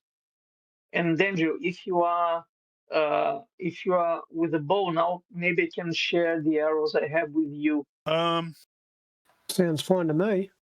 Better check what the strength is on that. So, Dungeon Fantasy 1, page 26, an elven make lets a bow shoot at +2 to strength for range and damage purposes. Hmm. Wow, it has +16 cost factor. Well, yeah. So this bow is strength 12. I got strength 11. It's kind of a crappy longbow. Well, did you see the elf? I mean, she looked like she had stroked out. That's true. Keep in mind, elves are -1 strength racially. Yeah, so she may have had like that trait or not trait, but the Yeah, perk that the perk. strongbow, I think it is. Strongbow. Yeah. All right, so Unusually, most of my characters tend to have bow at least a point in it, and I don't. I actually decided to put 2 points into crossbow instead of bow, just because it seemed to fit me better. I was kind of thinking that too. Unfortunately, I don't own a crossbow. So it's a great sword. Are you Right. going to keep the poleaxe, given Absolutely. that the poleaxe guy survived? Oh, Yeah, we can Give give him it the a sword. healing deal. No, Give him he the can cheap keep it. healing deal. Do it. No, I didn't. He can keep it. What about the guy with the maul? He survived? Did he keep his stuff? Who had a maul? One of the dwarves. Oh, yeah. So he gets to keep it? Yeah, I see no reason why not. Are you interested in the shields? I mean, there's no reason Always not to hang interested on in to them. shields. We'll mount them up on the cart. See, we got how many? 2? Yeah, I guess I got another thing. Got to teach Petra how to use. Sorry. You know, Two. Jim, there's this awesome thing that you could have done beforehand called a parcel.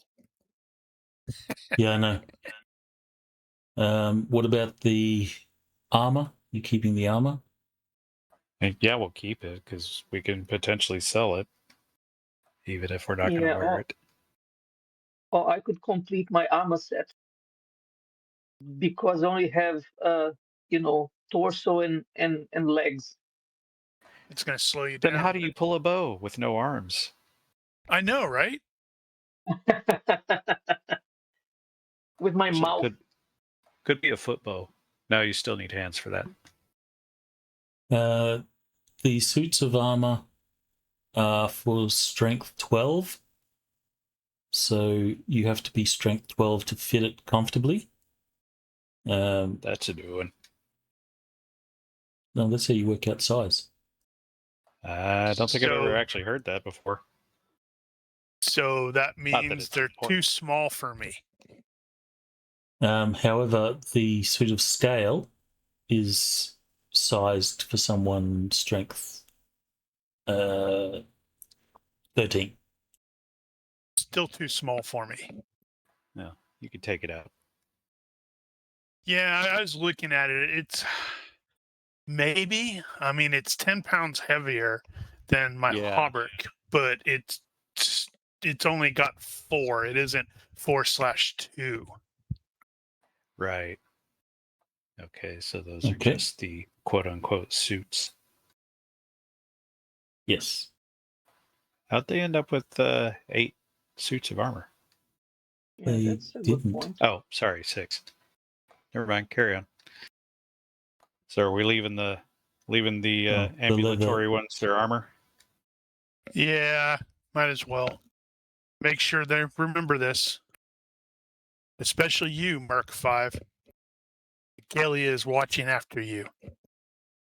So that's probably the valuable stuffs that they had, and then they've got personal effects.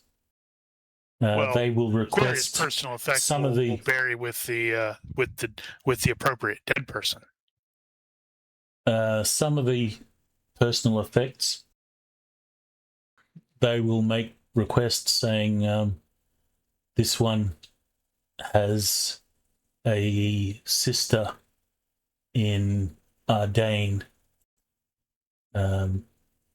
He would have liked that she has this. Then that is your task before you, Merc 5, is to return all of these. And the gods will know if you decide to hold on to it or sell it. All right, so if they make requests on a few personal effects that they want to deliver, you're okay with that? Otherwise, everything else is buried with them. Merc 5, that's his name now. All right. I think that covers. So you got a great sword. Oh no, broadswords and spears. Spears we can definitely use. 2 shields. Yes. Damn, I don't have spear. Wow. And the shields are shields, not bucklers, I presume. They're shields, yes. So it's a broadsword, not a great sword. There was a great sword. There was a great sword. That Yeah, there's a broadsword. The leader? No, it wasn't the leader. The leader was sword and board. If no one wants the great sword, I think I'll take it. Can you use it? Yep. Wow. That's right. He has 2-handed. That's super weird. I'm strong. I'm making use of my strength. I thought it was a bit of an odd choice when he had that on the character and never made any. Never actually said anything about it, I guess. That was deliberate. I wanted to, defy expectations with 200 wielding Yeah, sword ranger.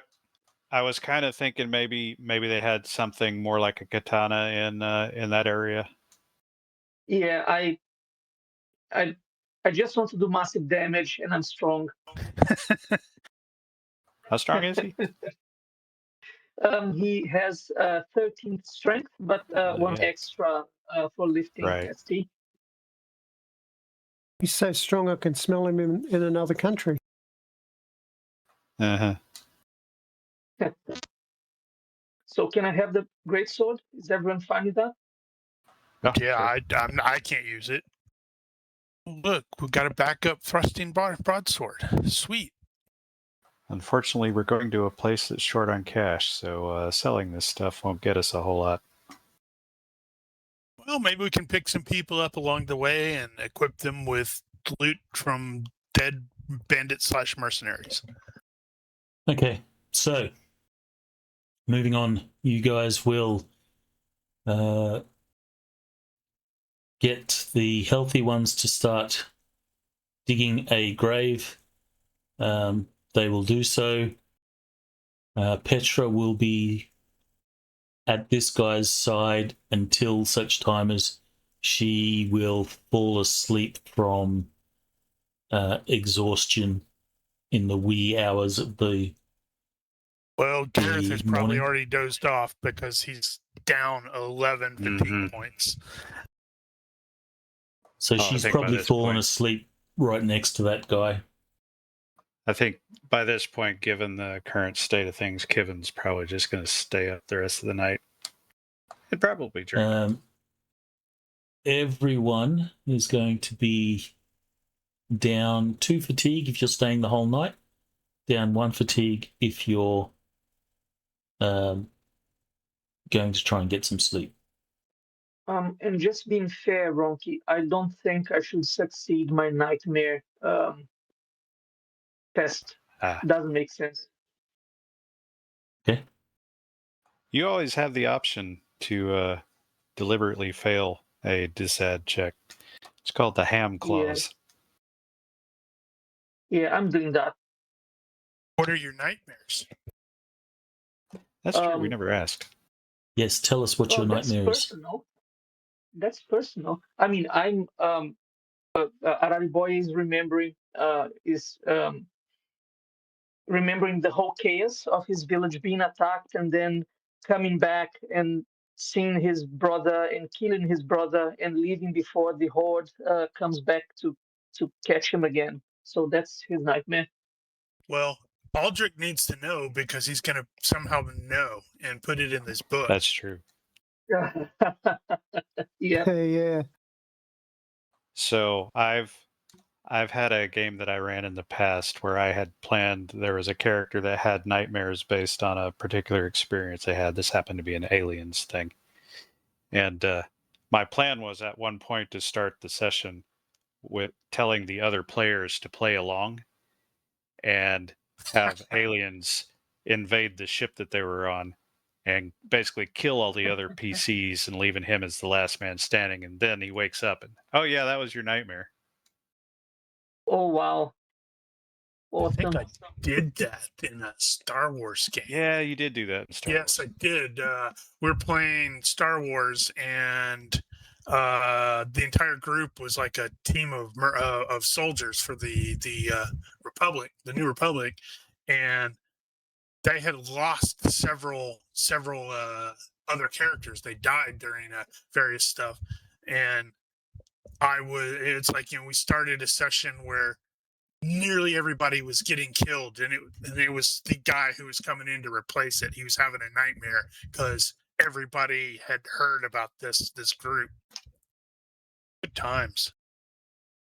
All right, so the night will pass. Everyone adjust your fatigue depending on whether you catch some sleep or you don't catch some sleep.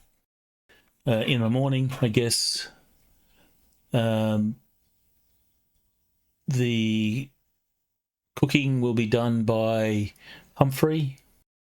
Does Humphrey have the skill to fix his loot? No, I don't believe so. Is So that there's armory? What would that be? That would be like Maybe some carpentry crafting, I or think. Professional you could. luthier, maybe. Yeah, Yeah, maybe. it'll be a professional skill. You could probably use carpentry as a default, but there is a hole. Danjo Well, will unless he play leaves his the arrowhead in. Danjo will play his flute and help the souls of the dead to roll into their next reincarnation. Running. Where they will hate flute noises. And Gareth's morning devotions are especially devout today. Failure by 5. Reincarnate as worms. So you will play your flute in the morning to everyone's discomfort. Sister Marin will approach Humphrey and say, Humphrey, our mercenary captives here, you seem quite intent on extreme justice, and she'll give you a little bit of a lecture on, you know, how important it is to show mercy sometimes. And then she'll ask, could you please prepare a small food package for each of them, enough for them to make it to Stillwater without starving. So Humphrey's a late riser. As he looks up out of the tent, looking up at her, rubbing his eyes, he belches loudly and says, "Yep," and then falls back into his bed. She'll stand at the tent there and say, Humphrey, Go away. She'll sort of stand there for a bit. You can probably sense the scowl on her face, even though you can't see it. Then she says, as she walks away, we must prepare to leave. So Humphrey will crawl out of the tent and adjust his clothes and then start making food packets for them in a very vigorous way, and mutter something about something under his breath about that woman could suck lemons, something to that effect. Okay. Do you do it loud enough for her to hear? Oh, no. Smart. All right, so you'll prepare the food packet. Did you do a cooking roll for the morning? I assume you're preparing everyone's breakfast, or you're preparing breakfast? Sure.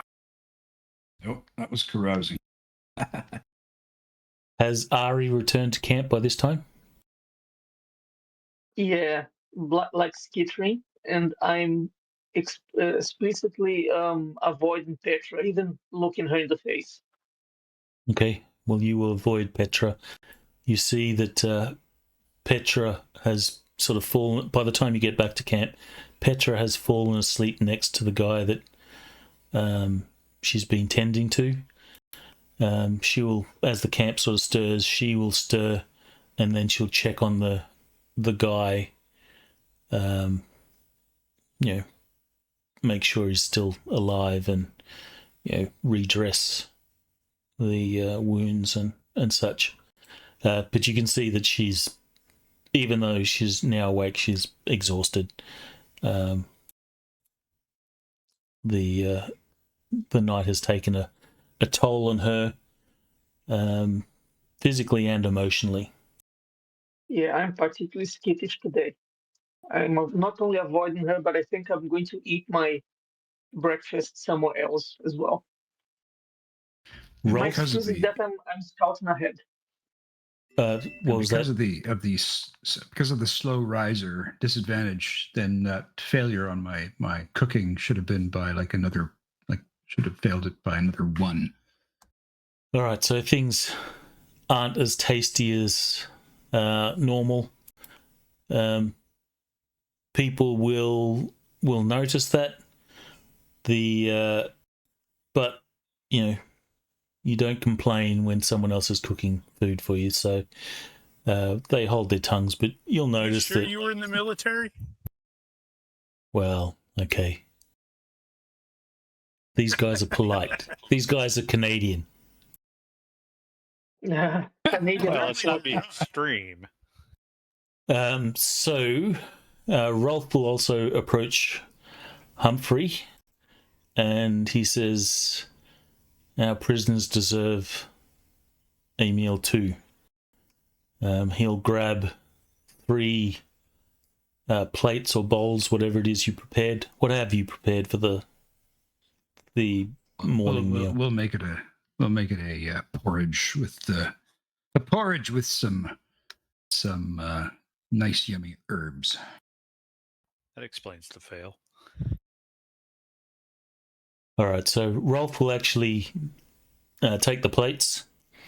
He'll get you to dish out some porridge, and he'll take it to each of the awake survivors, and he'll take the other and give it to Petra and say, "If this one comes around, see to it that he gets some food in his belly. They'll need it." He's going to go join Petra and offer to try again on this guy. Go for it. Okay, so he's trying to not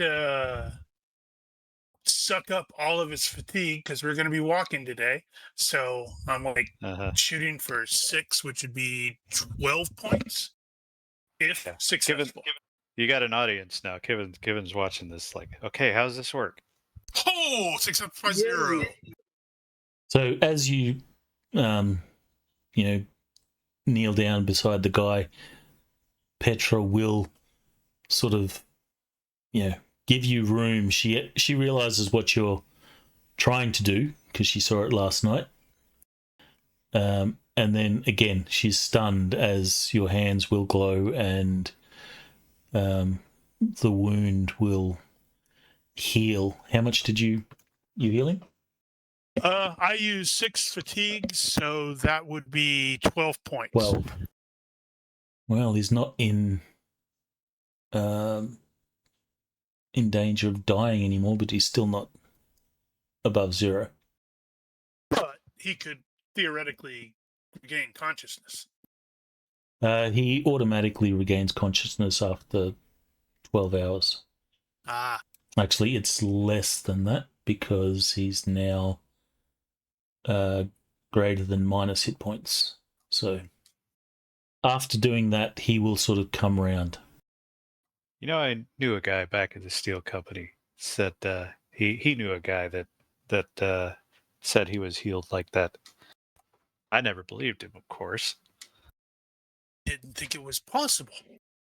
So Petra will just watch in amazement. When the dude comes around, Petra will say, "Don't, just rest. Don't get up yet." And she'll explain, "It is a miracle that you're still with us. You nearly died last night." And the dude will sort of, have a moment where he realizes he's waking up, and then it sort of dawns on him that he's in the camp, and the other guys are sort of prisoners under watch. They're not tied up as they're eating their food, and also, but they're under watch. He will be suffering some owage, and of course he's going to be confused because he got murdered last night, so he should be dead. And then chose fit to heal you through me. Ooh, I'm kind of tired now. I'm going to sit down for a couple minutes. And then Petra will go on to sort of feed this guy while he's laying down. And eventually, it is decided that you strike camp. You're only going to get sort of half a day travel due to stuffs. Late start. Mm-hmm. You will send the guys on their way. So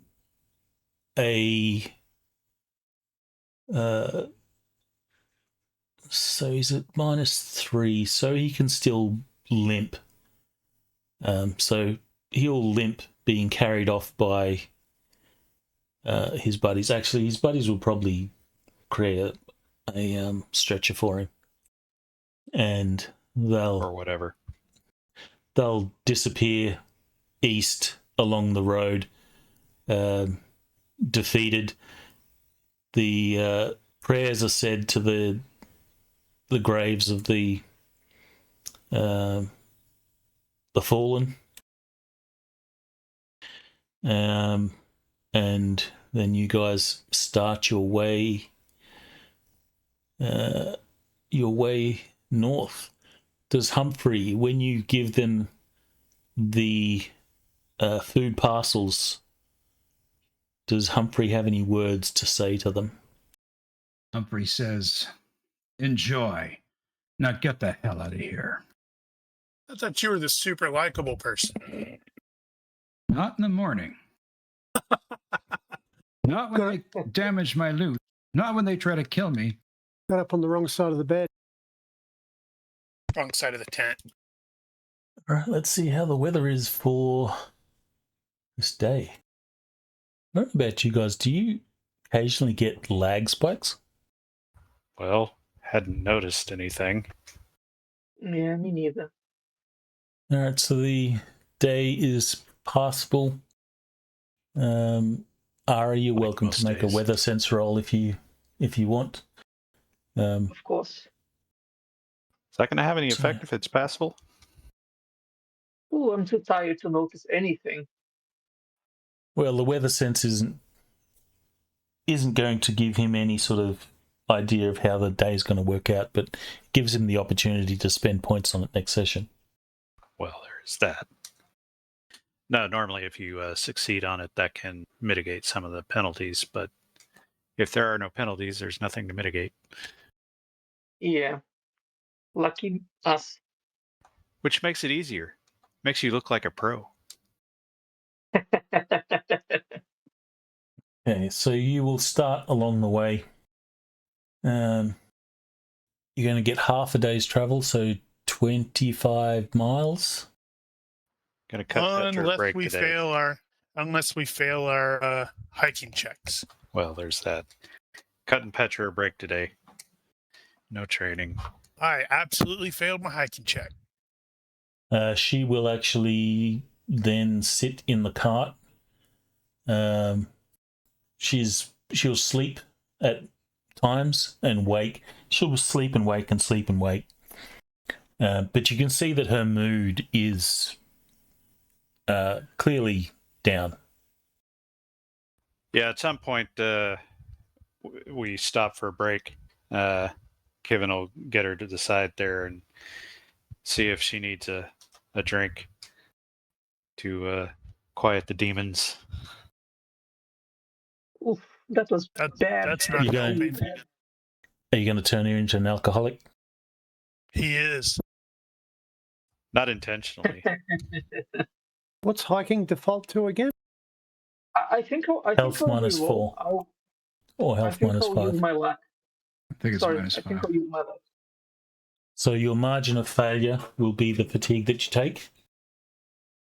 Yeah. Keep in mind minus 5.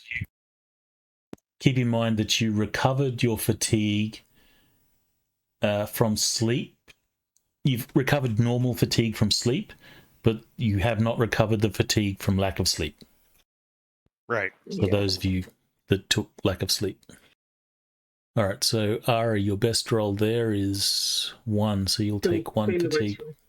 I think you should take the critical failure. No, you get confused. Oh. That's danger. I failed by 2. Right. Yeah, Okay, so you'll take 2 failure. fatigue. That would be very fun. So your margin of failure is your fatigue. Adjust that yourselves. Mm-hmm. Work out your camp. You can make another roll. Well, Humphrey's probably feeling a little better because he's realizing he's not quite as winded as he was. Exactly. My mood is improved. I'm singing a song. I'm rambling on with tales. Every now and then you play a tune on your lute, and you swear that it's a little bit out of tune. I don't know. It doesn't have the fullness of sound that it used to. It doesn't sound. It's irritating. It's irritating. Now but, it's got but style. It's irritating, but I'm very proficient. It does not compare to the irritation that you get from Danjo and his flute, because this is actually out of tune. Because he keeps playing off key. That played well then. Yeah, he succeeded now. Okay, so do your survival planes. Mm-hmm. Finally, I can use without a penalty. Yay! I was totally expecting All you right, to roll an 18 there just because it would have been so appropriate. You're like, I don't have any penalties this time. Crit fail. That would be hilarious, though. Okay, so you get to choose your 2. I assume one of them's going to be comfort. And I think it was the standard I think we settled on lines of sight. Right. Yep, exactly. All right, so the next night passes without event. Everyone will get their full fatigues back. I'll roll my thingy. Yes, roll for your stuff. Gareth is pestering Aldrich all day about the, people that can do this healing, what he knows. Of course, during your travels, Aldrich will be asking you questions and trying to document this in a scholarly fashion. Where I come from, people that can do this are all eunuchs. Well, I'm not. You sure? You might need to be. Quite positive, and no, I don't.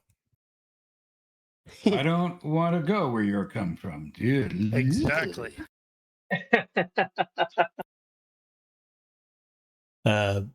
Rolf will chuckle. He says, "Yeah, I don't think I'd like that place either." Well, it's either be a eunuch or die. I'm going to choose option 3. Stay here. Let's just not be magic Stay people. here. Rolf will say, I'm not sure which is worse. Isn't he supposed to be like a priest? He's a priest, but he's a crusader. Holy, well, not necessarily a holy warrior in the dungeon fantasy sense, but he's the militant arm of the order. See, I'm going for holy warrior. Next purchase is holiness talent, which is a funny mental image. Give me a weather sense roll, please, Ari. Now I got it by 5. Okay, so ouch. Ooh, that's horrible. So while it doesn't look like it's not raining immediately, but you can see that up ahead, if you continue your travel, it is going to be likely a storm. There's big, thick, dark clouds that are rolling off the hills of the Seven Hammers Mountains, falling into the valley ahead. I'll probably suggest Rolf, that we, don't travel today. We wait for this to pass so we can, go unhindered, or at least with less of a challenge. It's also going to be a bit hard to, see where we're going. If that is your suggestion, Rolf will speak to Sister, or Rolf will gather Sister Marin and the rest of the PCs. We may want to shore up the, once he points that out, may want to shore up the camp as well, like possibly relocate it to someplace higher. Yeah, I was going to say, maybe we need to find a cave or something. Is there a cave? So Rolf will say, Araraboya has informed me that the weather is going to be extreme up ahead. I trust his judgment. We need to decide if we are to travel or perhaps take extra shelter. What are your thoughts? And he's sort of looking to the group. Yeah. I don't want to travel in that crap. I think we could probably use an extra day off here. Let the horses get some additional rest as well. But yeah, if we can find a better spot to ride out the storm. Sister Marin will say,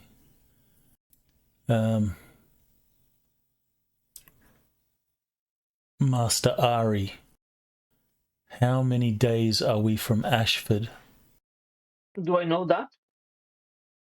You will with a navigation roll. Okie dokie. Success by 3. I guess Gareth is working that out. Well, if the weather held properly, it would be about 3 days, as long as we stuck on the road. But clearly, the weather's not going to hold properly. Yeah, so I tell her, with fair weather, about 3 days, but I can't guarantee the weather, so might take a little longer. But at least we're that. quite close. Yeah, I didn't think about doing that. How do you do that again? Alt drag? Alt drag.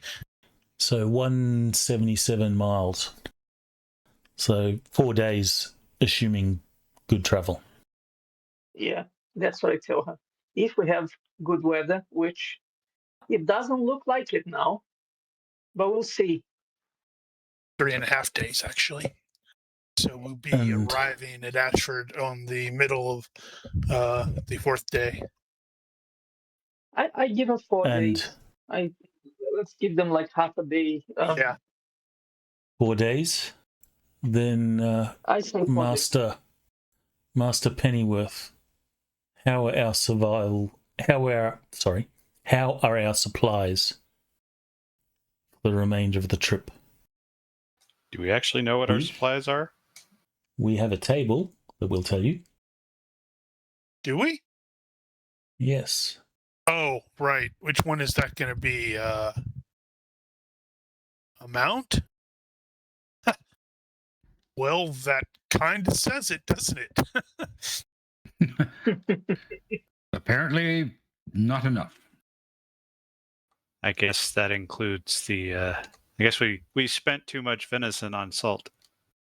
Yeah. Perhaps we'll have to do some hunting. I mean, some of you will have to do some hunting. I'll do the cooking. You do the hunting. Yeah, I'm on it. And I'll take the opportunity to scout a bit ahead to see how things are looking. So in this case, not enough will mean you will have run out by the on the 3rd day. So your 4th day, which you expect to arrive at Ashford, you'll be doing it on sort of hungry tummies. Right. So we technically could make it. But that's 4 days, but you're going to spend an extra day not traveling in the storm. What day what day is today? Is 62 or 63? So it's 2, let me Let me update the calendar. 61. Yeah, I was totally thinking one of the improvements Fantasy Grounds should do is let PCs actually have entries on the calendar. I think you can. Doesn't let me. So if you double click on a date, it doesn't let you do stuff? Nope. Unless you have already added something there. And I can look at those. Okay. Oh, okay. Well, there is the add journal entry. No, that It doesn't work. doesn't do anything, at least Yeah. for me. That's So why they I was attacked like, on the because night. I was gonna add something on there, and I'm like, oh, I can't. You had an uneventful night the next night. So Mm-hmm. this is the morning on the 63rd. Okay. So as part of Gareth's disciplines of faith, one of the things by now everybody has probably noticed is every fourth day he doesn't eat anything during the day. Not until after the sun goes down. Humphrey eats his portion. Well, he'll eat something after the sun goes down, but once the sun comes up, it's like a sort of fasting day. He is Yeah, there's alien. He does not eat, so I eat for him.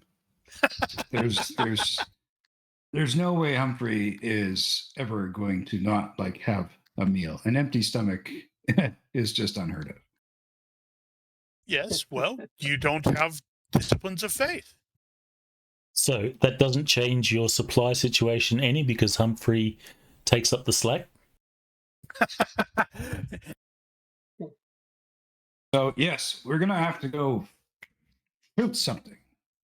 I'll dress it. I'll make it. That's what we need. So Well, if we stay, apparently we just need to run a herd of something by in front of Ari, and he'll just kill them all in 1 second. I take offense at that. Oh God, so you offended. Sister He's going Marin, to kill you.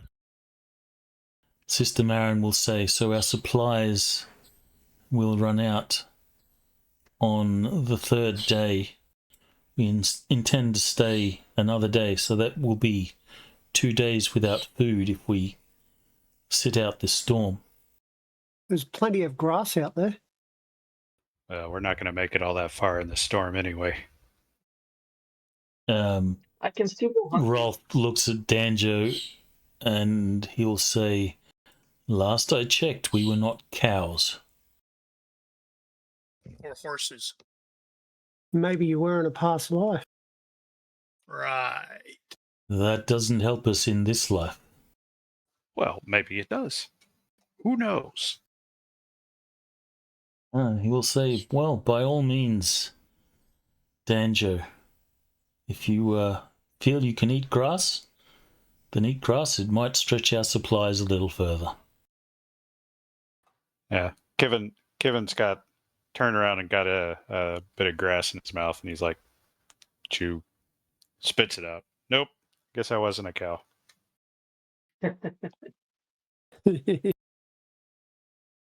So what'll it be? Rolf says. Do we camp? Find a better campsite? Drier? Or do we risk it? I suggest that maybe you find a higher ground. In the meantime, we'll try to find something for us to eat. Well, we've got We things haven't to eat. Something more to eat. We just need to get some supplies stocked up. So this might be a good time to go hunt some up. We haven't seen a shortage of wildlife out here, have we? No. No.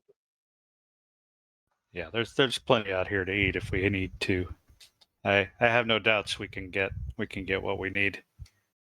Very well. So is the decision to camp, find better shelter, wait out the storm. Well, that's probably our suggestion. Yeah. Yeah. Seconded. Then Sister Marin will say, well, it is decided. Master Ari, please secure us a better campsite. Maybe another So you can make. survival roll. What's the penalty? It is -2 on survivals. So Yep. give me a -2 on your survival. Wow. Oh my Okay. god. Wow. When I got was the last time he used that? Because holy cow, he's putting this at the I got the bottom of skill. the. So 1:49 your time was the last time you used luck. Yeah, no, that's yeah. Yeah. That's terrible. We're all gonna die, guys. So Oh we my find Alright, god. this so- great spot and it mudslides on us. Well, you have an option. I guess he doesn't find a camp with any of the traits that you need. That's true. So we just remain in Or- the one we're at. Which means you have to, you can come back to this camp. So there's nothing, by the time the storm sort of hits, he's found nothing where you have sufficient time to get there and set up the camp.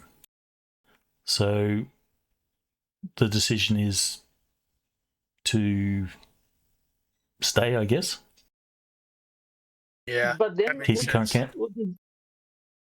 but then wouldn't this be like kind of not facing the critical failure? Maybe something happened to me What then, does you know. DF17 say? 16. Is it 16? I thought it was 17. I believe what it was You're right. was if you crit fail it, you find 0 of the 3. Mm. But then we would lose the other one. I think that would make more sense. I don't know. Sure. I like that. So you don't have time before the storm hits, you don't have time to go out, find a camp, come back, strike camp, and then reset up camp. So you try and risk it. You strike camp, set out, hoping to find a better spot before the storm hits. Unfortunately, you do not. So it is a miserable night. Sorry, everyone. The storm hits, and it is a rainstorm. The likes you have not seen in a very long time. A tree nearby is struck by lightning. Everything is wet. You can't get a fire going. Nothing like that. So you're eating either wet jerky and bread and cheese. Let's see. Humphrey, you can make a cooking roll at -2 due to the weather conditions. Fortunately, guess there's I not a have lot of Zoom. wind, so your tents are managing to at least keep some of your stuff dry. That's appropriate. And Wow. it is just miserable. Humphrey, you're not able to get a decent fire going. Soon as you get some embers started, the rain comes in and it just drowns it out, and you're not able to do anything. It's a thoroughly unpleasant night. To make everyone Which feel means- better, I'll play my flute again.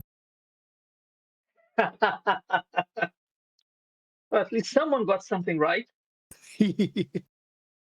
So Danjo is a quite energetic person. Even though it is miserable, he's happy and playing a flute. Everyone will wake in the morning with a -1 fatigue. And if you have bad temper, things like that, you can definitely make a roll to see what your mood is like. And it's definitely a stressful situation. Woo! And I managed to make a half decent meal. Just barely. which is a minor silver lining.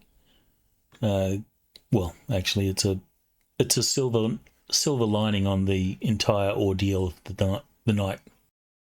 Let's see, how is the weather the next day? All right, passable. Weather sense. Wow, what's wrong with me? Well, you've only got a 10. So You at didn't get a present, crit. the weather is passable. The rain seems to have gone. The roads and such are going to be wet and muddy from the night before, but you're not sure. You can't really tell how the weather's going to turn out for the remainder of the trek. Well, since it's passable today, that suggests the hard part of the storm was actually relatively short. Is the decision, since it's kind of falls to you guys as the guides and security, is the decision to move on again? Yep. And if What? possible, we should probably have Ari trying to do some hunting along the way. Don't remember if that's actually possible. It is possible, but what is our hiking schedule How do you mean as by far that? as start and stop? How long are we hiking? well, normal Has that day been of hiking, I think 50 that's 8 hours. I think it's 8 hours. 8 hours of hiking is the standard. Because we could try to stretch that out a bit and make up some time. This is true. Humphrey, since you are responsible for the food and supplies, can you make a note that you only have 2 more days of food left? I can do that. Okay. So the intent is to travel. Please work out your next day travel. Oh, yeah. Here's to hoping. Damn. Having some rolls tonight. Set out again along the road. The road looks the same every day. That's what it's like in the plains. Should have it generate one further down.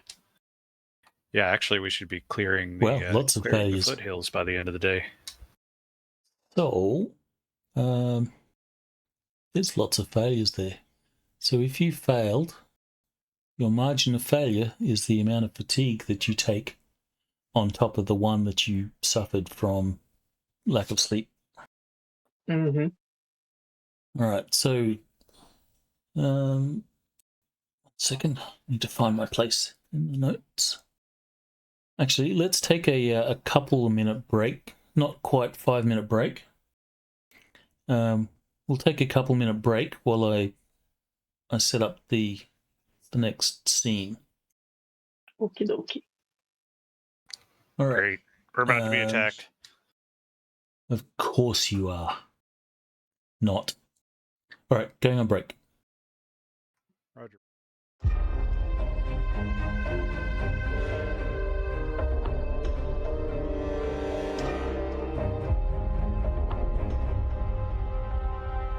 Okay, we are back. All right, so towards the end of the day, you will see that the road bends around a low rise and then passes beneath some ancient oaks. The plains are beginning to forest up a little bit more, and you will come across an oak tree, and beneath that tree is a small roadside shrine. Is a weathered wooden post.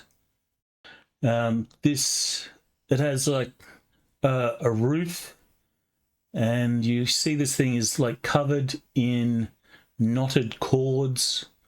There's horseshoes, feathers, cloth, all sorts of stuff that has been left behind by travellers. You will all recognise that as a shrine to Thren. A group of people has made a camp beside it under the tree. There is a heavily overloaded wagon that rests at an awkward angle. One wheel has been removed.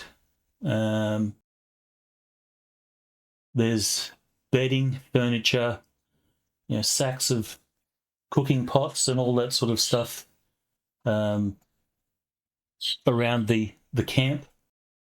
The wagon itself is pointed towards the east direction on the road. There's a canvas shelter. You can see, or you can hear the sounds of coughing coming from this canvas shelter. So there are people. Yes, there are people. There is a woman, this woman, that sort of watches you. She's at a small cooking pot that is suspended over the fire, and she's,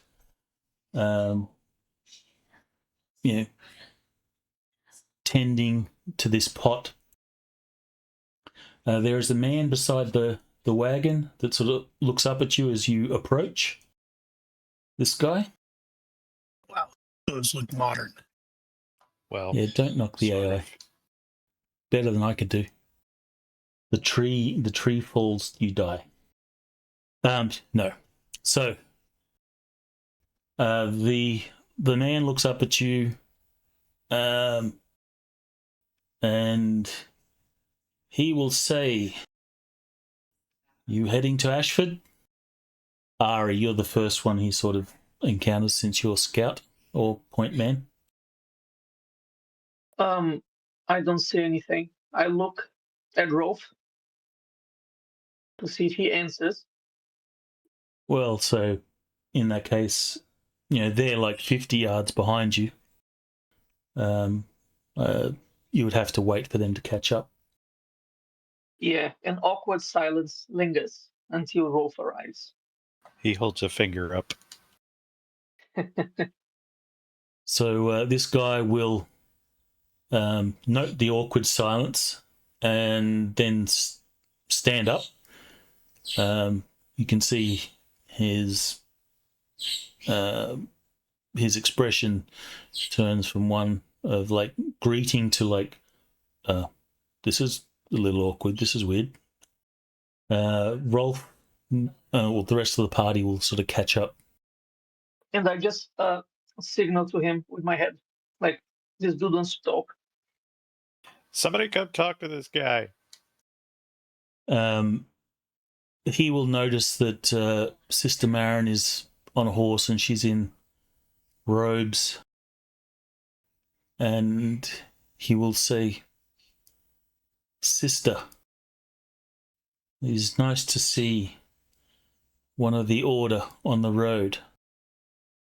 She will say, as she sort of looks over the camp, she says, "You have some troubles with your wagon?"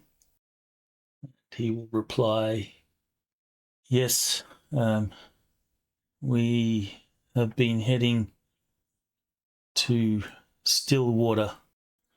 Unfortunately, our wagon lost a wheel and I'm trying to repair it. Unfortunately, I'm a far better farmer than I am a cartwright.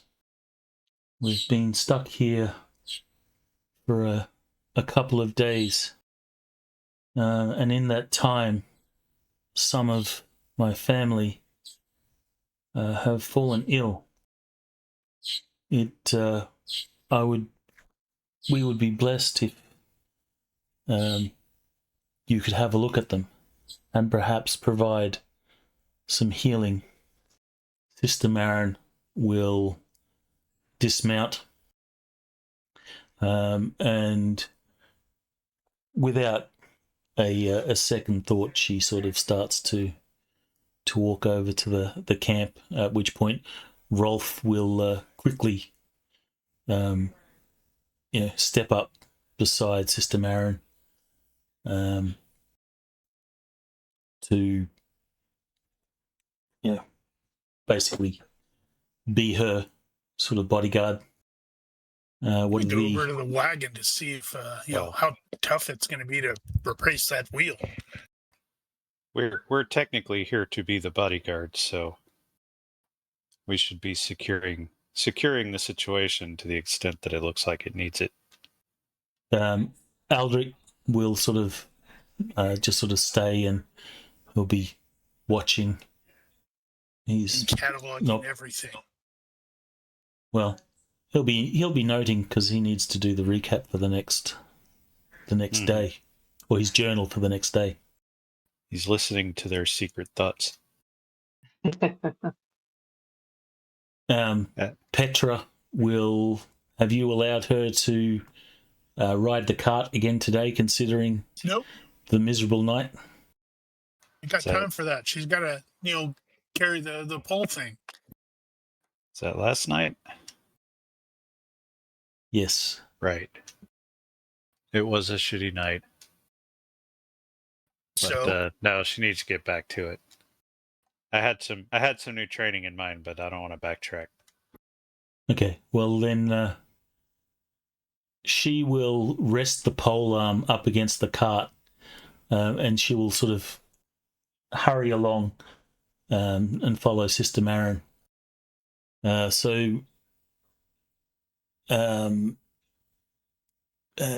Gareth, you look Yep. you go to the cart, and you can, or the wagon, and you can see that you can clearly see the wagon is probably overloaded, so that the wagon is, you're not a what do they call it? What's the skill? That's right. No, for packing. It's packing. Is it packing? I thought it was. Yeah. It had another Well, name. it's packing. Anyway, It's packing for animals. It may actually be freight handling for the vehicle. but you don't need to be, a professional packer and stacker to see that this cart is overloaded, and it's probably the reason why it has broken some of the spokes in the wheel. This guy has tried to fix it, but you can see that there is a number of repeated and failed attempts on the ground next to him. Fortunately, don't have that skill either. I have Even as- Teamster, but that's driving it. Well, it probably has a default there. Given is not going to look, and he is just going to sort of turn his head enough to speak back to Petra and say, "Where's your primary weapon?" Is it within an arm's reach? She will look back to the cart where the pole arm is waiting. She'll sort of touch the sword at her side. She'll give Kivin a sort of look and pause as she's obviously contemplating something. And then she says, "Not now, Kivin. There's people that need help." And she'll just sort of push past you to the canvas shelter that is set up where the sounds of coughing. Those of you that are sort of traveling with Marin will come to a spot where there's these three people. Wow, they do look pretty miserable. They are clearly sick and looks like they're suffering from fever. The woman that was at the pot, she'll come up with that pot, and you'll see that the pot is it's a cooking pot that is considerably more water than food. And she will say, "Sister, my name is Lissa Ma. That over there is my husband, Edrin. These three are Edrin's mother, Elsa, and our friends, Davin and Cora. She says we were heading out from Ashford, hoping to make Stillwater. Then the wagon broke a wheel. We've been stuck here. Yesterday there was a terrible storm, and I'm afraid that my mother-in-law and these two have come down with a fever. I've been doing the best I can to tend to them, but unfortunately we have been delayed, and our reserves of food and supplies have run low as we encountered a delay up or That delay sounds familiar. back. We encountered a delay at a bridge, and she points, down the west road. You're having And a she real says, hard time getting that out. And she says, I hope there is something that you can do for them. And Humphrey will say, "One moment. Let me look at your pot there for just a few moments. Come back to the fire, and I will grab my bag of let's see, some herbs and some mushrooms that I found. Yes, and a bit of meat." While he's doing that, Kevin is going to ask quietly, Matron, if we can borrow insert horse's name here for a minute. That also reminds me. And then he left. Well, since he's buggered off for some reason, basically he was gonna get the horse and take it over to Boyo. Say, take the horse and run the perimeter about a mile out. See if anybody's hiding out here. Well, I was referring. Yeah, What's going on? There is weird stuff happening. Yeah, we're not hearing anything. I heard there's weird stuff happening, but Well, other than that. Yeah. Okay, so what was the last coherent thing that you heard? that reminds me. That was the last coherent thing I remember hearing. Yeah. Yeah. What is going on? So, what is the skill to actually repair a wagon like this? Is this Carter? carpentry? It's probably a professional skill carter of some kind. Well, carpentry Okay, specifically Carpentry probably states. help. I'll try this again. Are you guys hearing me coherently now? Currently. Yes. Okay, so what I was saying is they have a horse. The horse is not really in great condition either. It's obviously been overexerted and underfed oats, so it's only been sort of grazing, which you would know horses can't really graze and travel without having some sort of effect. So they can't do both at the same time. So their horse is not in great condition. Right. Ronnke, do I hear that thing about the provisions running low for them? Yes. You would probably hear that if you're anywhere within earshot. Okay, in which case I will approach Rolf and I will say quietly, it's high time for me to go find something for us. I could get something for them as well. You guys are going to be here for some time, I imagine. So I guess I'll do this in the meantime. Okay. Okay, so while Lissa Ma is sort of explaining the situation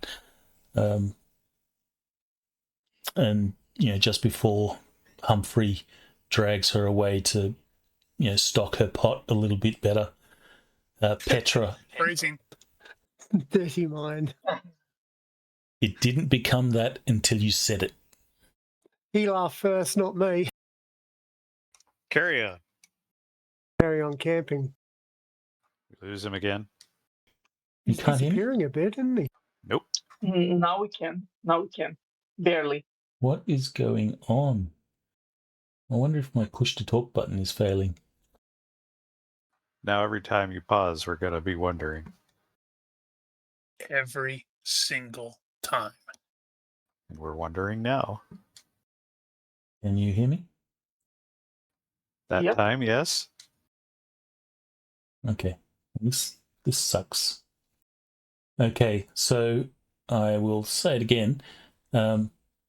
Without hesitation, after Lissa and Humphrey go off, Petra, without hesitation, climbs under the canvas sheet that is covering them, and she will start to, basically assess each of these people, and she'll sort of turn back to Sister Mara and she says, they're all burning up with fever. And of course, the young boy there, he's probably 18, will sort of cough. But they all do look very, very unwell. Sister Marin will say, Rolf, have Ari or have everyone set up camp here. We will camp alongside them and tend to these people. It would be a violation of our oath to continue on and leave these people who are in obvious need. Rolf will say, of course, and he will then sort of go off. Okay, so adjusted plan. Now Kevin will ask Matron about the as yet unnamed horse and let her know that he wants to do a quick circuit, check the perimeter, since Boyo is planning on heading off to go hunting.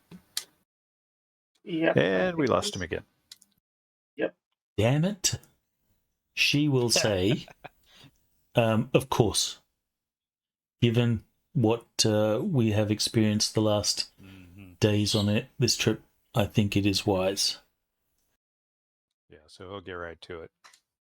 Just like within sight, circuit, maybe half a mile. And he gets taken out by a mysterious arrow fired by Ari. Ari, do you have the riding skill? Nope, I cannot ride. No, that's Kevin. Okay. Kevin's the doing that. Oh, sorry, Kevin, you're going to do the perimeter. Yeah. All right, so you have Ari's riding? hunting, I'm riding. I do have riding. 13. Okay. You're welcome to make a roll, though you are just sort of sitting on it. You're not doing anything that really requires a roll. I'm perfectly willing to avoid the roll at this point, just in case I have a Boyle transferred his dice over to me. Let's just not take that chance. A quick Can perimeter. Gareth fix a broken neck? Can Gareth fix a what? A broken back? Maybe? Well, He so can't do maybe anything roll. he can't do anything against diseases right now because it's injuries only. So you'll be fine rolling a critical failure. Right. No, we'll skip Okay. that part. So, Kevin, you will do a quick perimeter, and as far as you can see, it is all clear. The yeah, there's nothing that really is cause for alarm. This is not an elaborate trap. Well, how do we know until we check? Horse probably needed a good run anyway. Since Humphrey, you go off and grab some food. Humphrey, you'll make a quick. And you're gone again. Make it quick. Can you hear? Can you hear? Yes. Yep. Okay. Humphrey, you will, as you sort of go off, you'll make an observation that the Shrine of Thren, which is commonly things have been left behind for people to, bits of food, some coin, all sorts of stuff for travelers to swap. The tradition is that you take something, but you give something back that is useful for a traveler. You will note that all the foodstuffs from this shrine are gone. So you would commonly expect there to be something, bags of flour or whatever, but you can see that either this shrine is not very well attended by travellers, or you suspect these people have basically depleted what was there. Well, I will get whatever broth she was making. I will definitely improve upon it with some healthy meat. As you offer her the meat and put it into her pot, you can see the look on her face. No need for body language or anything like that. There is a real sense of gratefulness, and she says, "Thank you, good sir. Things have been tough since we left Ashford." I can see that. However, fear not. I am going to take over your fire. I'm going to make some delicious dinner rolls for everyone. He will gladly step back and allow you to do whatever it is you want. She says, "Is there anything I can do to help? Your kindness has left me very grateful." Well, let me know what kind of songs your friends in there would like to hear. I know a few good tunes they might enjoy hearing. Down with the sickness. Don't die of the plague. That one usually has even better. So I'll make some amazing biscuits. Yes. Okay, well, you will start. Is Gareth... Edrin will say, "Sir Knight, I am Edrin." Oh, I'm no knight. He Merely says, a "My poor apologies." fool in armor. He will look down at all his failed attempts and he says, "I've tried to get this wagon rolling again, but I'm afraid, like I said, I'm a far better farmer than a cartwright." And he says, by any chance, is there any of your number that knows how to fix a wagon wheel? I do not know. We'll have to find that out. And that does go to what is that skill to do that? You could use carpentry. I would allow the teamster skill at a penalty, and I'm much sure of a that penalty?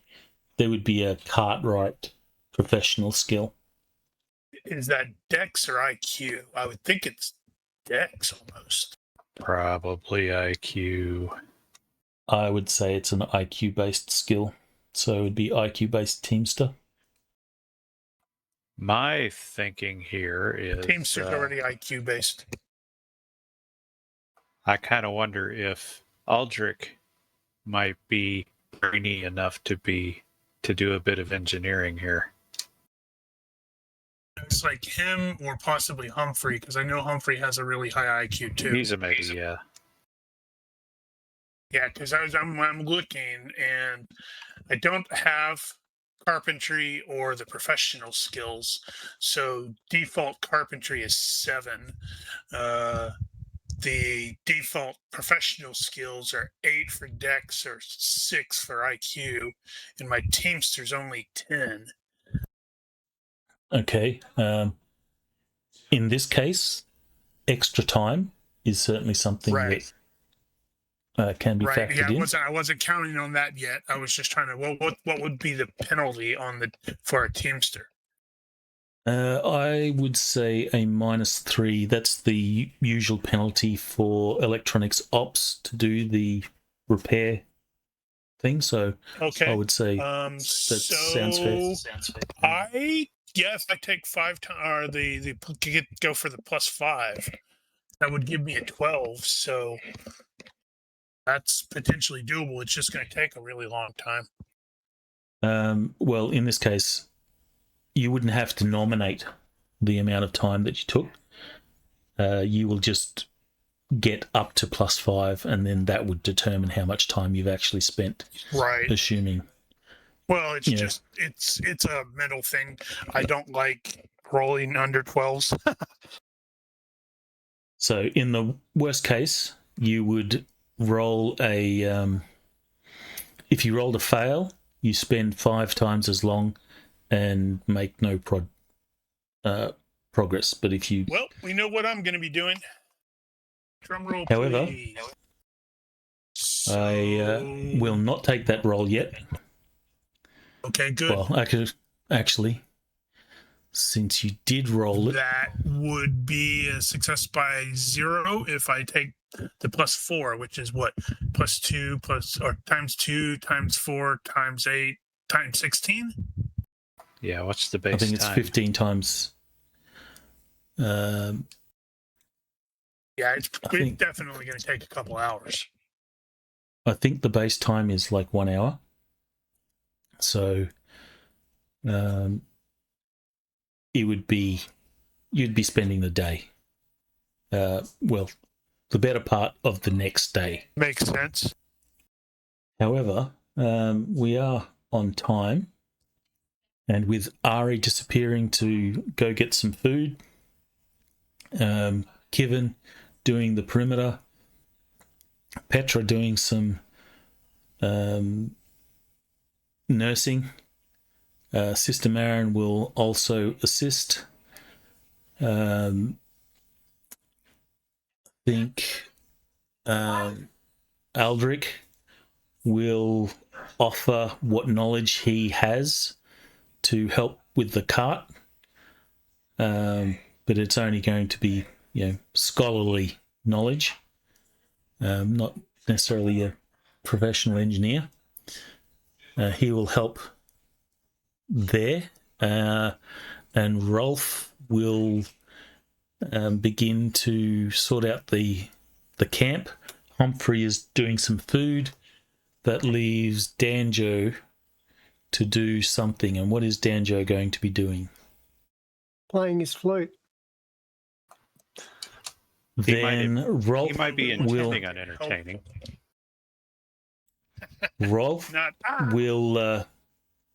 say he'll sort of stop in front of Danjo and give him something of a disapproving look, and he says, "Make yourself useful. Help me set up the camp." Okay, hi. Sure. All right, that is where we'll leave it. Hopefully, that's next session is not going to have the weird sound.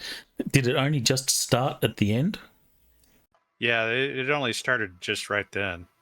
You were just when we started disappearing. this thing. Okay, weird. Hopefully it's not my mouse. But then again, I did say there was weird lagging stuff happening, so maybe that's related. Now, do you have a push to talk on the mouse? Yeah, I'm using a mouse button for push to talk. Yeah, it could be a button shorting. All right, so we'll leave it there. Everyone will get 2 points. Yay.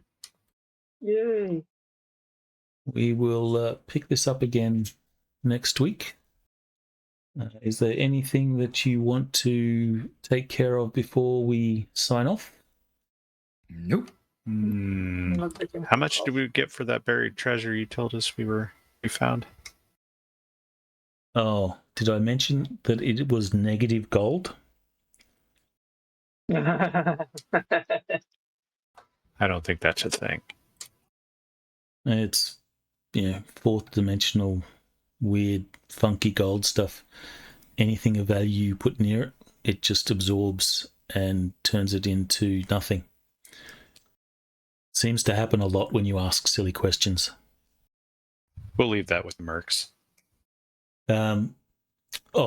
So if you're talking about the merc gold, they were dead broke. No, I wasn't going to take the money out of their pockets. Okay, well, they had none. They were dead broke. All right, so if you are watching this and you have any questions, corrections, suggestions, or general hecklings, feel free to leave a comment here or find us on Discord. Please consider liking and subscribing to our YouTube and Twitch channels. Thank you for watching. Olympus out. See ya. Bye-bye. Yeah.